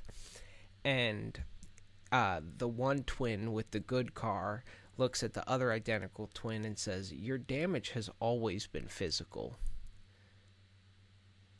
Yeah, your damage has always been physical, which kind of sounds fucked up. Like, did he get into a car accident? Is there a dark backstory there where there's what resentment? does that mean? I'm confused. I haven't seen this, so. Oh, it's dark. It's drab. I mean, why would you say that to your brother, your own kin, your family? Are they like Siamese twins that like they got chopped in half and like one of them has a mangled dick? And your physical damage has always been physical damage, is what he says. Smart man. Because his dick is mangled. It's because he's got a mangled dick. He got chopped. He got chopped off at the dick. And one of them got the better side. The bigger right? dick, yeah. That's how it works. That is how it works. One of them has a full tip intact. You can't just saw it perfect. The other has a nub. And I'm guessing that guy who said that has the nub. Your damage has always been physical. And he resents his formerly Siamese twin to this day. Then there's another Carfax commercial that says, "No one made me feel more comfortable than my kindergarten teacher, Mrs. Jane." I don't know what the fuck that has to do with Carfax, but it's here, and I quoted it. You know what? On Carfax, just to stay on Carfax, what's the deal with the fox? Like, God damn, that motherfucker's ugly. It's the laziest mascot ever. Like, you just change one letter and you like, I'm Carfax for Carfax. It's like, and he's wearing that stupid ass button-up shirt, looking like a fucking herb. They fivered that mascot. He looks like he would be better off as a cartoon. Idiot. You know, had to go and make him look like weirdly uncanny realistic. He not a cartoon? No, he's like a weird render. Yeah, he's a CGI. Yeah, you're right. It's weird. He'd be better out. Yeah, he'd be better like as a graphic instead. Yeah. They tried to do like the Geico gecko, like, but with a fox and less good technology. No, I don't know. Yeah. You know what it is? The fur poses a problem for the CGI. Yeah. Fur never quite looks right on the CGI. You know, it does look good, shiny stuff, and a gecko is shiny as fuck. Geckos looked great for years. It's looked phenomenal. He looked great in 2006. But bro, he was bussing down, making funny jokes with his little accent. I love that fucker. You shout out to the Geico gecko, honestly, because he can make me a little mad, but God, he stays on my good side as a commercial connoisseur. You know, and that's what we're all about, Triple C's. Yeah, in general, Geico I think has a track record that they've earned the benefit of the doubt that they can have a dud here and there, and it's not gonna be a big deal because they usually hit. And you know what they do that I appreciate Geico for doing this, because they've kind of set the trend that other companies realize to do this. They're just like, we're not gonna go crazy like trying to tie it into our company. We're gonna make you laugh once, and we're gonna just say what we had to say, like, oh, we have this bundle, or oh, we have this 15 minutes can save you 15%, right? But really, the joke tends to come first for Geico, and I appreciate that because some of Geico's classics are legitimately funny. Now, not all of them hit, but I appreciate the effort, where it's like they're not trying to be overly clever. And they had the caveman bit, didn't they? Bro, they made a sitcom off the caveman. Come on. They're certified. Don't test their prowess, bro. Come on. That's fire. Like, I don't see Flo getting a sitcom anytime soon. It's gonna happen though. It is gonna happen. It's gonna be bad. I just spoke it into existence. Do you see LeBron James and Flo? No. Oh, I saw No, LeBron with it's the LeBron with the AT&T lady. AT&T. Oh, yeah. She's gonna get her own fucking sitcom with LeBron James. It's gonna be like a All in the Family style, and they'll even throw Flo in there. It'll be a cross hybrid, you know. Yeah, I mean, the thing about her is she can't act. No, it's very bad. And I hate to say it, but I don't she's I could see it like once I noticed like, oh shit, this doesn't look natural. I can't not see it every ad campaign, but I feel like maybe that tests well for them focus group wise. Maybe you don't want such a good actor. Yeah, just someone that's kind of regular. I mean, she's all right. Flo If I'm can't not act for shit. mistaken, She's just well, here's the thing. Flo. AT&T ads are some of the most egregiously in your face. They're like, so annoying frustrating, and and they're in the AT&T store always. they feel evil. It's like Spectrum. Yes, it's like you I can tell hate that them. you can really tell by a commercial's settings of where they put their ads and the colors and kind of the lighting, how evil that company is. And AT&T's pretty high up on Top the list. tier evil, yes. If I'm not mistaken, I believe that girl, lady, at the time she was a girl, because she couldn't have been older than 20 years old. Is 20 years old a girl or a lady? What do you say? A Where's the young cutoff? lady. A young lady. Young lady. When does girl end? I don't know. Girl ends. Girl is a mind state. Go on. Okay, I'm pretty sure she was in Good Neighbor stuff with Kyle Mooney in some of his earliest videos. I'm pretty sure she was an actress in some of those videos. Now we'd have to check that. Yes, Milana Vaintrube. Vaintrube. Yeah. Wait, she has a fake name in the commercials. She does. Lily Adams. That's so weird. Why? What? What? Also, like, a bunch of people are, like, really weirdly obsessed with her. So, just want to say, if you're weirdly obsessed with her, making weird, like, compilations of her tits, cool off, because she said she don't fuck with that. Oh, right. She was getting harassed at some point. Yeah. That's weird. I could be wrong here. I'm not finding anything, so I might have just spoken. I think you were a liar and a cheat and a thief. Come on. That's what I think. So, I want to talk to you about the new Burger King ads. Because I don't know if you've seen this before, but Burger King has a new slogan. They added an addendum to their old slogan. So they have a jingle too, and it's like, have it your way. You rule. And they say it like that every time after the have it your way. I saw that the other night. You rule? What? You're just ad-libbing now? You gotta ad-lib on the Burger King. I gotta be honest. I kind of liked it. I didn't hate it at all. I was blown away. You rule. I'll tell you what, because it captures the mood you have to be in to go to Burger So King. true. I rule. Where you have to be just conked out, really. I think, to make that trip to Burger King, where you are telling people they rule, and you're telling yourself, I rule, and I'm gonna have it my way. I rule, and they've pinpointed that mindset of when you go to Burger King. So I think it's a good job at advertising.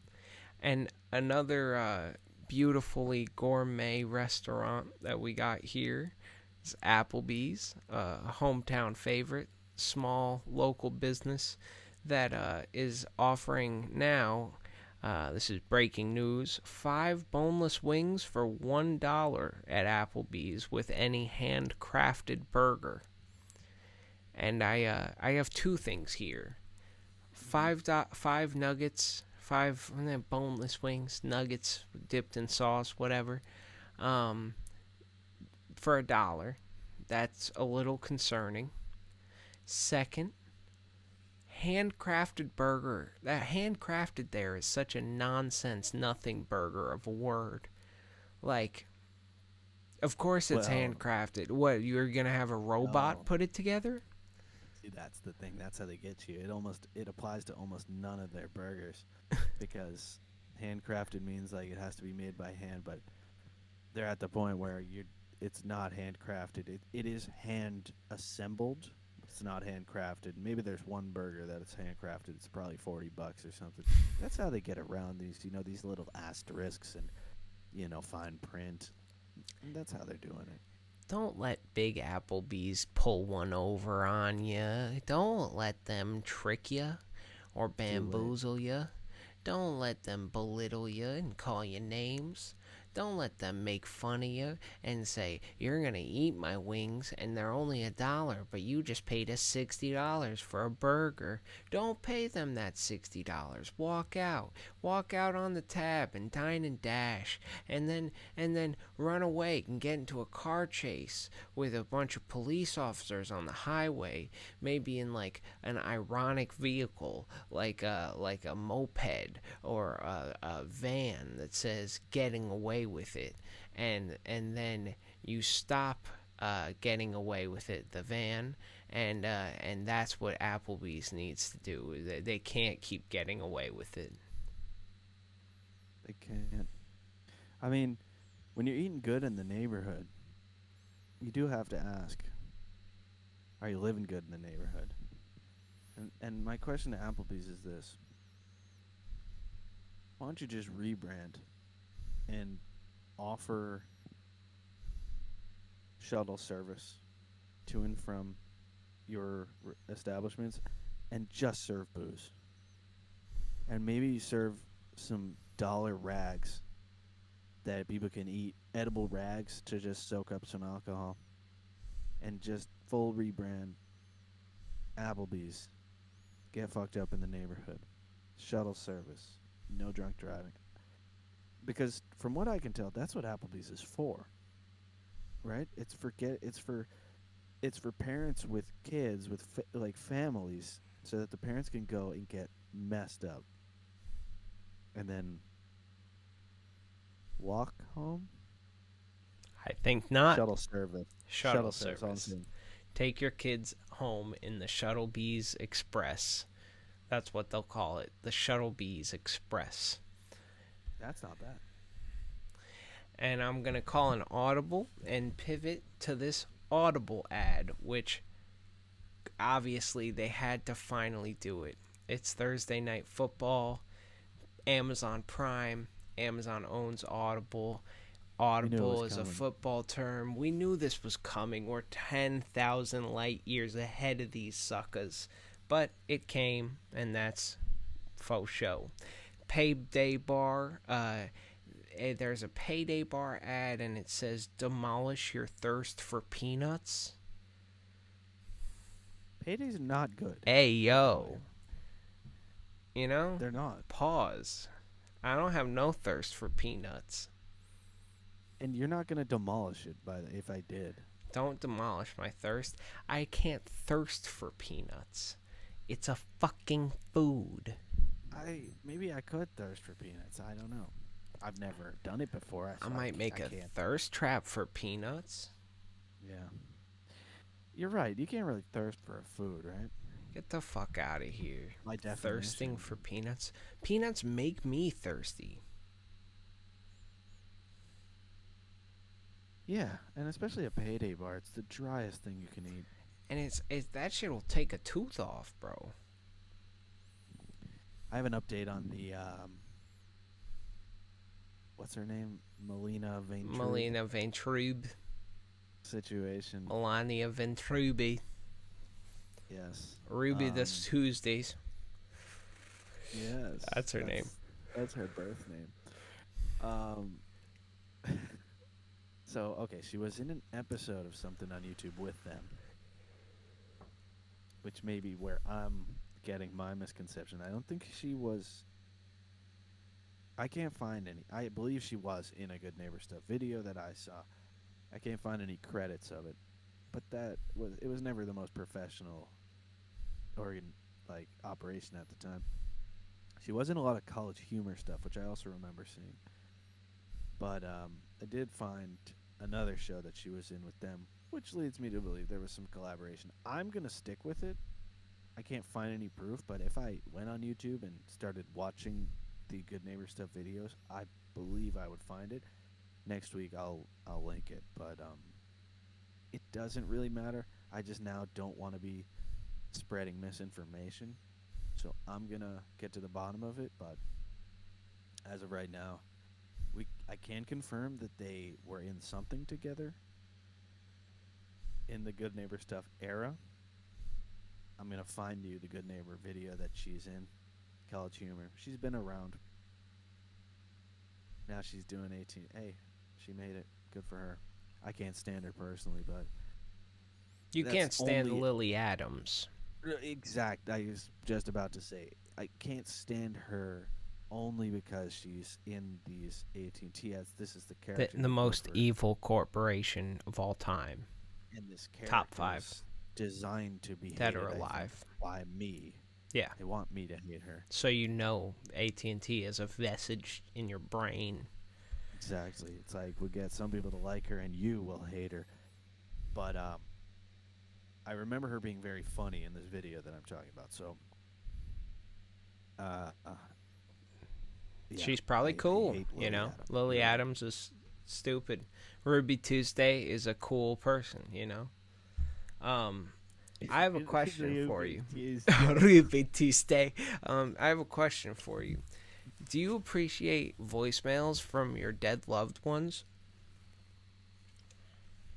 I've never gotten Well, one, the good thing is Toyota does, because Toyota has a whole ass car commercial about it.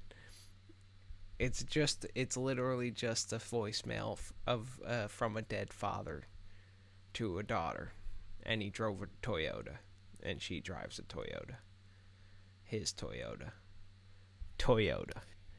Call your dead dad before he's dead. I saw that. But wasn't paying attention so much. Did they ever? Was it made clear that he was dead? He's definitely dead. I'm allegedly he's dead. Definitely, probably. I would say he's absolutely I wasn't really dead. Paying attention. Bro, she's like crying and he's nowhere to be found, and he's like, beep, hey, I know you don't like voicemails, and she's like, come on. She's crying. I didn't see that. I was more listening to it, but we can at least say he's a missing person. Yeah, he's been disappeared in the recent they times. Sent the Amber Alert. Yep. Long ago. Yep. He's past the 48 hours. No one has seen his Toyota truck in years. That's really the 48 hours. Never went anywhere without it. That was his calling card. Toyota. That actually leads you to believe he might be still alive. We didn't find the car. No. She drives it, so maybe she found it at some point, but she didn't find him. I would love for them to open on a crime scene, and then she walks to the Toyota and finds the phone inside. Maybe even she can check the voicemail on their new technology, on the new screen. Mm-hmm. It's an old truck. The new phone display. Old truck, unfortunately, so. But maybe for the next ad, it's a new one. And it's the one that she bought. The cop picks up the caution tape. She walks past it, tears streaming down. It's setting in. She goes to the truck. Maybe there's blood in the truck. Maybe that's too graphic. He wasn't murdered in the truck. Anyway, she goes to the truck. His phone is sitting on the driver's seat. Bloody. Still hooked up. Bloody. That's what's bloody. It's even hacked a little bit. It's got scratches and claw marks. It's like crumpled because someone was holding on to it for dear life. Cold phone. Either way, it's definitely showing what do they call it? Defensive wounds. This phone is, Definitely. but it's sitting there. There It's was a still struggle. got some battery. There was a struggle. There's some battery in the phone, and the truck. It has phenomenal battery and gas mileage, so it still turns on, and the Bluetooth sync auto syncs the CarPlay. Phenomenal in the new Toyota. And so the voicemail, just with one touch of the touchscreen, starts playing on the wonderful Bose speakers that are in this Toyota. You just feel like you're going to get taken away to a place where your dad's not dead. But you're not, but you can at least feel that for one moment. And on the over the Bose, this reverberating bassy voice of your father. What does he say? I hear it now. I know you don't like voicemails, but I just wanted to say I'm so proud. And then he is murdered.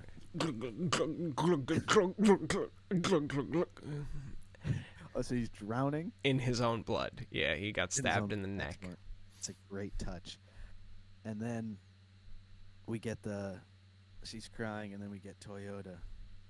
What's Blood red. What's the motto? Live free, die in one of our cars. Toyota, live free or die in one of our cars. Live free. Live What free. is Toyota's slogan? Live free, listen to voicemails from your dead loved ones. Toyota slogan. Dead people, like they can talk to you. Toyota, I see dead people. Toyota. Let's go places. That doesn't write itself. Toyota. Let's go to a place where my dad's not dead. On our own volition. Yeah. Take me places. Toyota. Let's go places. Just not here. Mercedes. Toyota. Take me to Cleveland. Toyota. Live free. Die loving.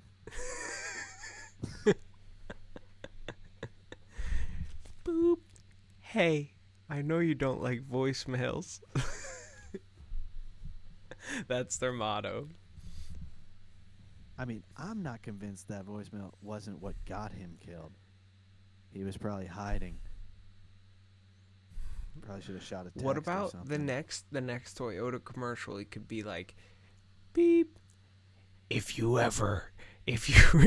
wait 1 minute. Take two. Beep. If you don't pay us within 24 hours, we are going to murder your father. I love this. It's like a running story. So first she thinks he's dead, but in the second ad, whoa, he's still alive. We are getting hit with the ransom, but he's still alive. In the third one, we get a full episode, a fictionalized episode of the first 48. And that's where Lily Adams shows up and saves the day. And she's in Marvel now. And and they're triangulating the phone calls. Mm-hmm. They're triangulating all the wonderful technology and all the Toyotas with AT&T's cell towers. And Mercedes is still taking people to Cleveland. Wait, I want you to know that Mercedes, I was writing it down. I said, Mercedes has built-in Apple Music, and it can still take you to Cleveland if you... And mid-sentence there, I didn't even finish my note. I said, all caps, this time she said Chicago! I think they realized that Cleveland's a bit ambitious. Literally never been said before, the words take me to Cleveland. Take me to Chicago. Probably been said once or twice. Take me to Cleveland, I'll worship like LeBron James winning a title. I'll leave you like the Heat in the '06 finals. I'll go and play my game and leave you now. Oh yeah, take me to Cleveland. Take me to Cleveland. Maybe LeBron has said that, actually. It's possible. It's what he's going to say when he goes to Cleveland after they draft Bronny James or something. Take me to Cleveland. He's going to buy that team. He's going to buy the Cleveland Cavaliers. He says he wants the team in Vegas. I think he's going to buy the team I think he's just going to buy Cleveland. I wouldn't be surprised if LeBron owns 2 fucking teams by the end of it, bro.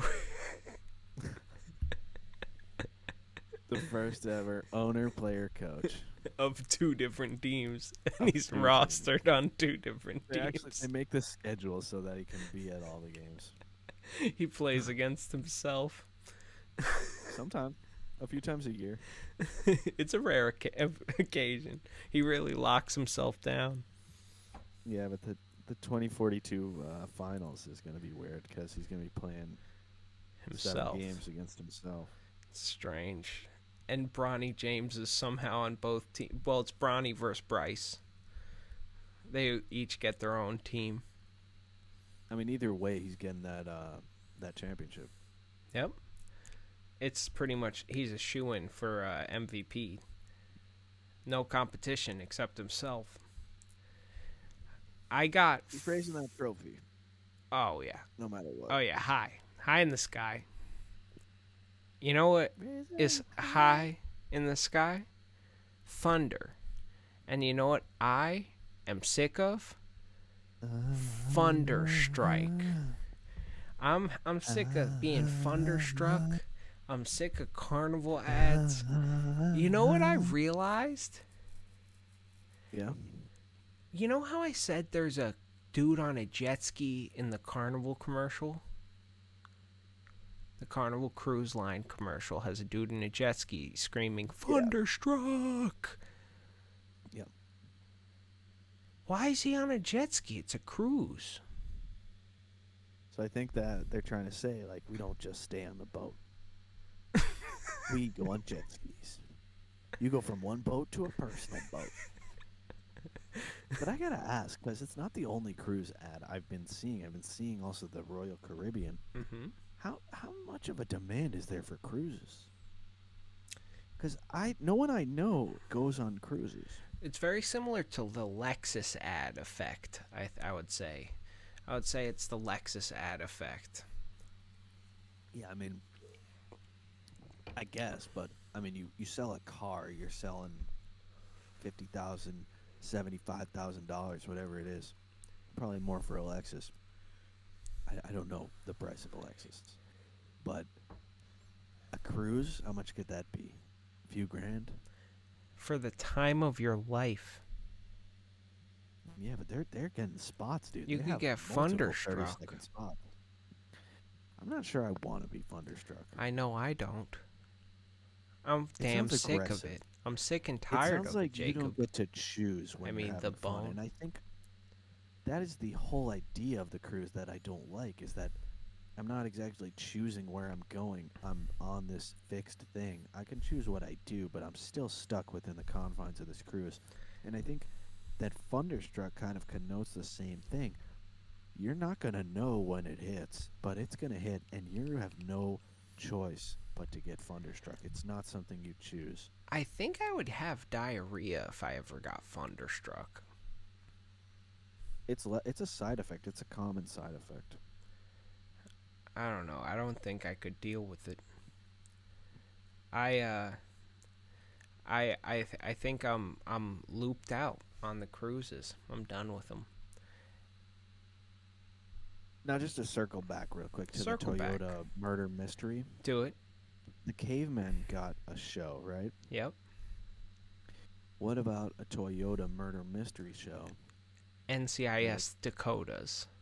Right, but NCIS Toyotas.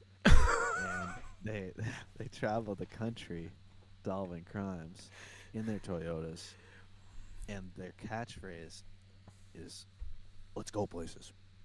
They say it like when they're ready, like they do that talking thing where they're finishing each other's sentences, wrapping up, getting the suspect. He did seem a little strange. Hey, he has a background in he worked in the shipyard for 10 years. That might be how he knew our victim.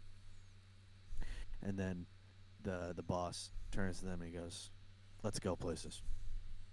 And they go to investigate. I love it. I love it. Toyotas. You crazy TDS. fuck. This just NCS. might work. Look, the caveman Right shit did after not work. NCIS Dakotas.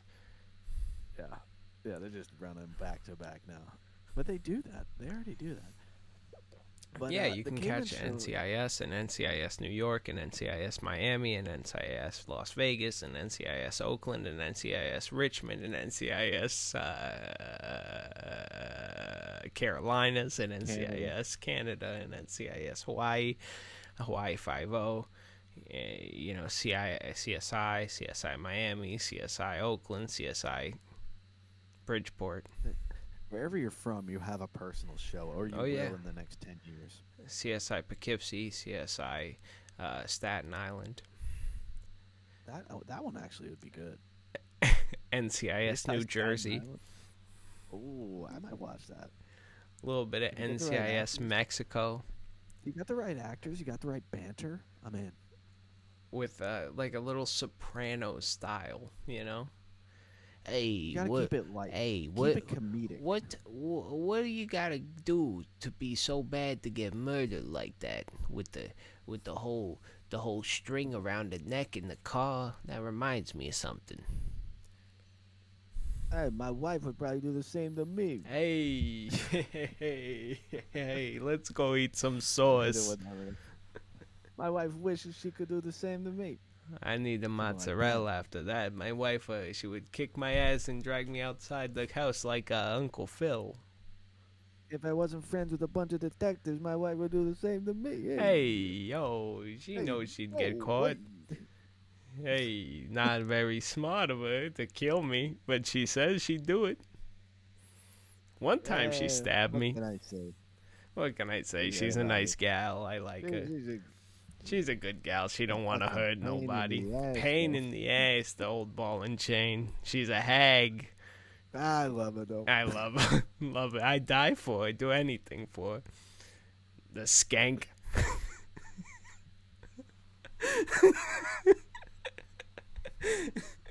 Dude, I think we should do it. That's it. I mean, I don't know which is better though, Staten Island or New Jersey. It's similar, but I think there should be crossover episodes between CSI Staten Island and NCIS New Jersey. I'm right there with you, dude. Now, what would you say to the proposition of us watching an episode of the Caveman show and every week doing a quick review?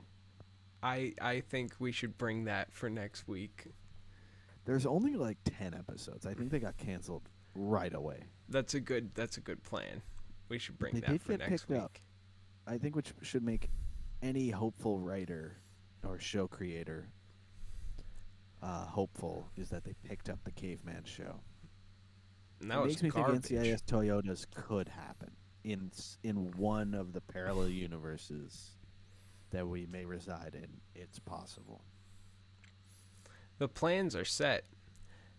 I have one final thing to tell you about. And it's Opdivo plus Yervoy. Right. You hear about this? So I don't remember what the ad is, but I definitely have heard that name. It's a catchy name. I'll give them that. You know why you remember it, Jacob? It's because Why? they said it 9 times in the commercial. Well, they know they have a great name on their hands.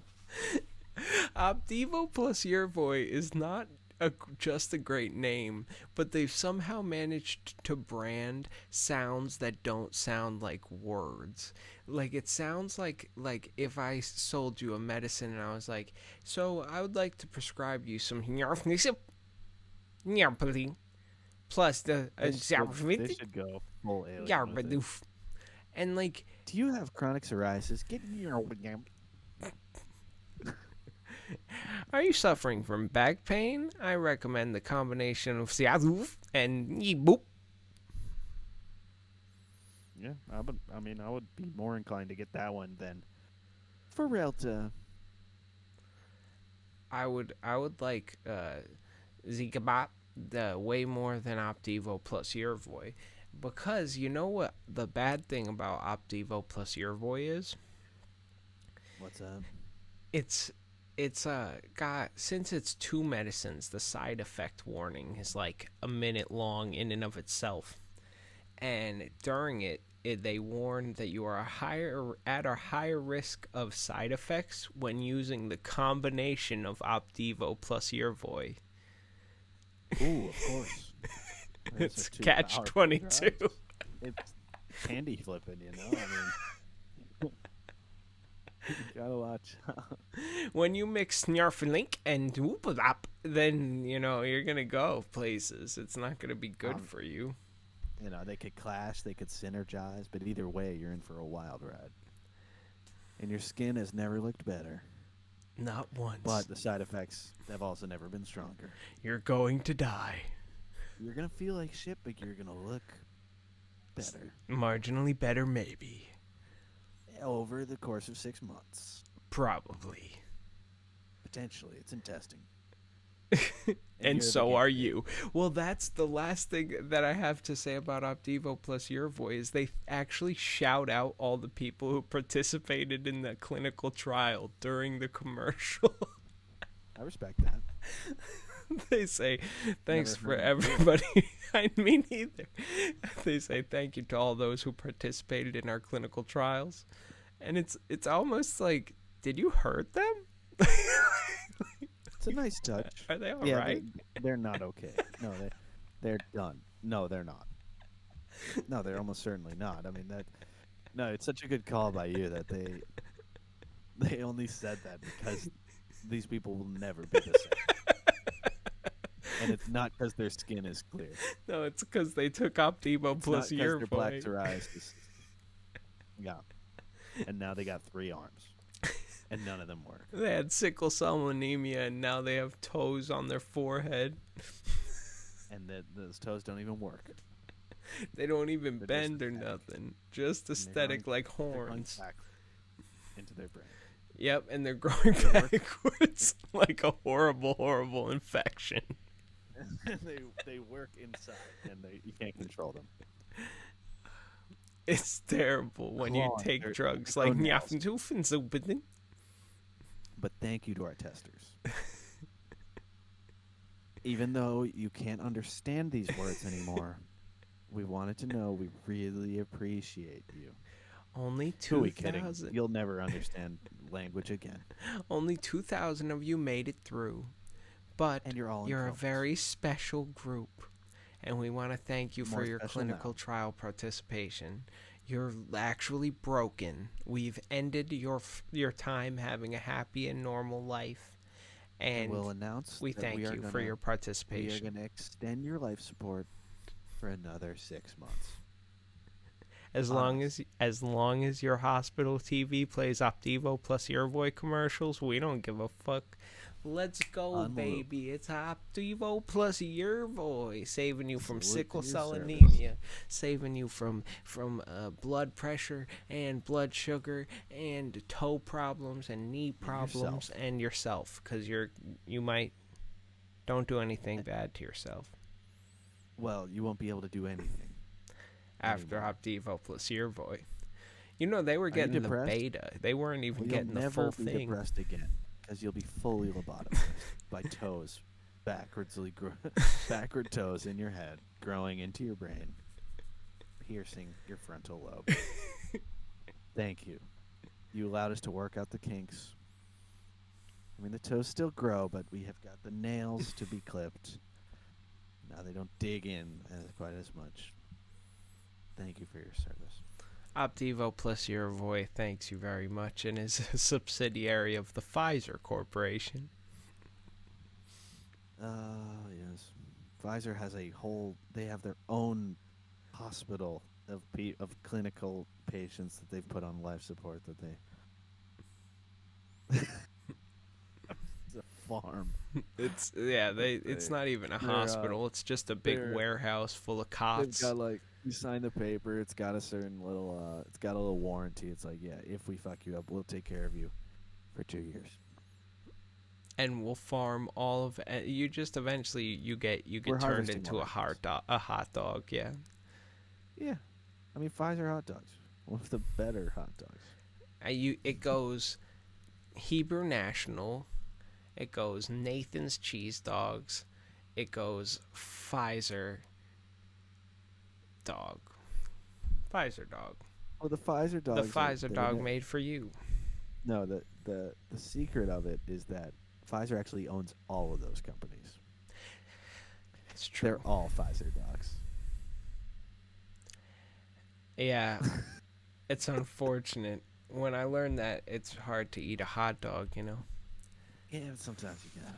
Sometimes you just gotta chow down on some poor schmuck who took Optivo plus Earvoy and is now dead to the world. And sometimes... Look, he sacrificed for us. The least I could do is to repay his sacrifice by making it worthwhile. You know, honestly, he's a martyr. He's a Optivo plus Earvoy plus martyr plus L plus ratio. Thank you for your service. Thank you. And thank you for listening to JT and the Bone. This has been another beautiful episode of the Down Low with JT and the Bone. That last segment is the Triple C's, JT's Kooky Commercial Corner. You know I have been J to the T. And I have been Bone.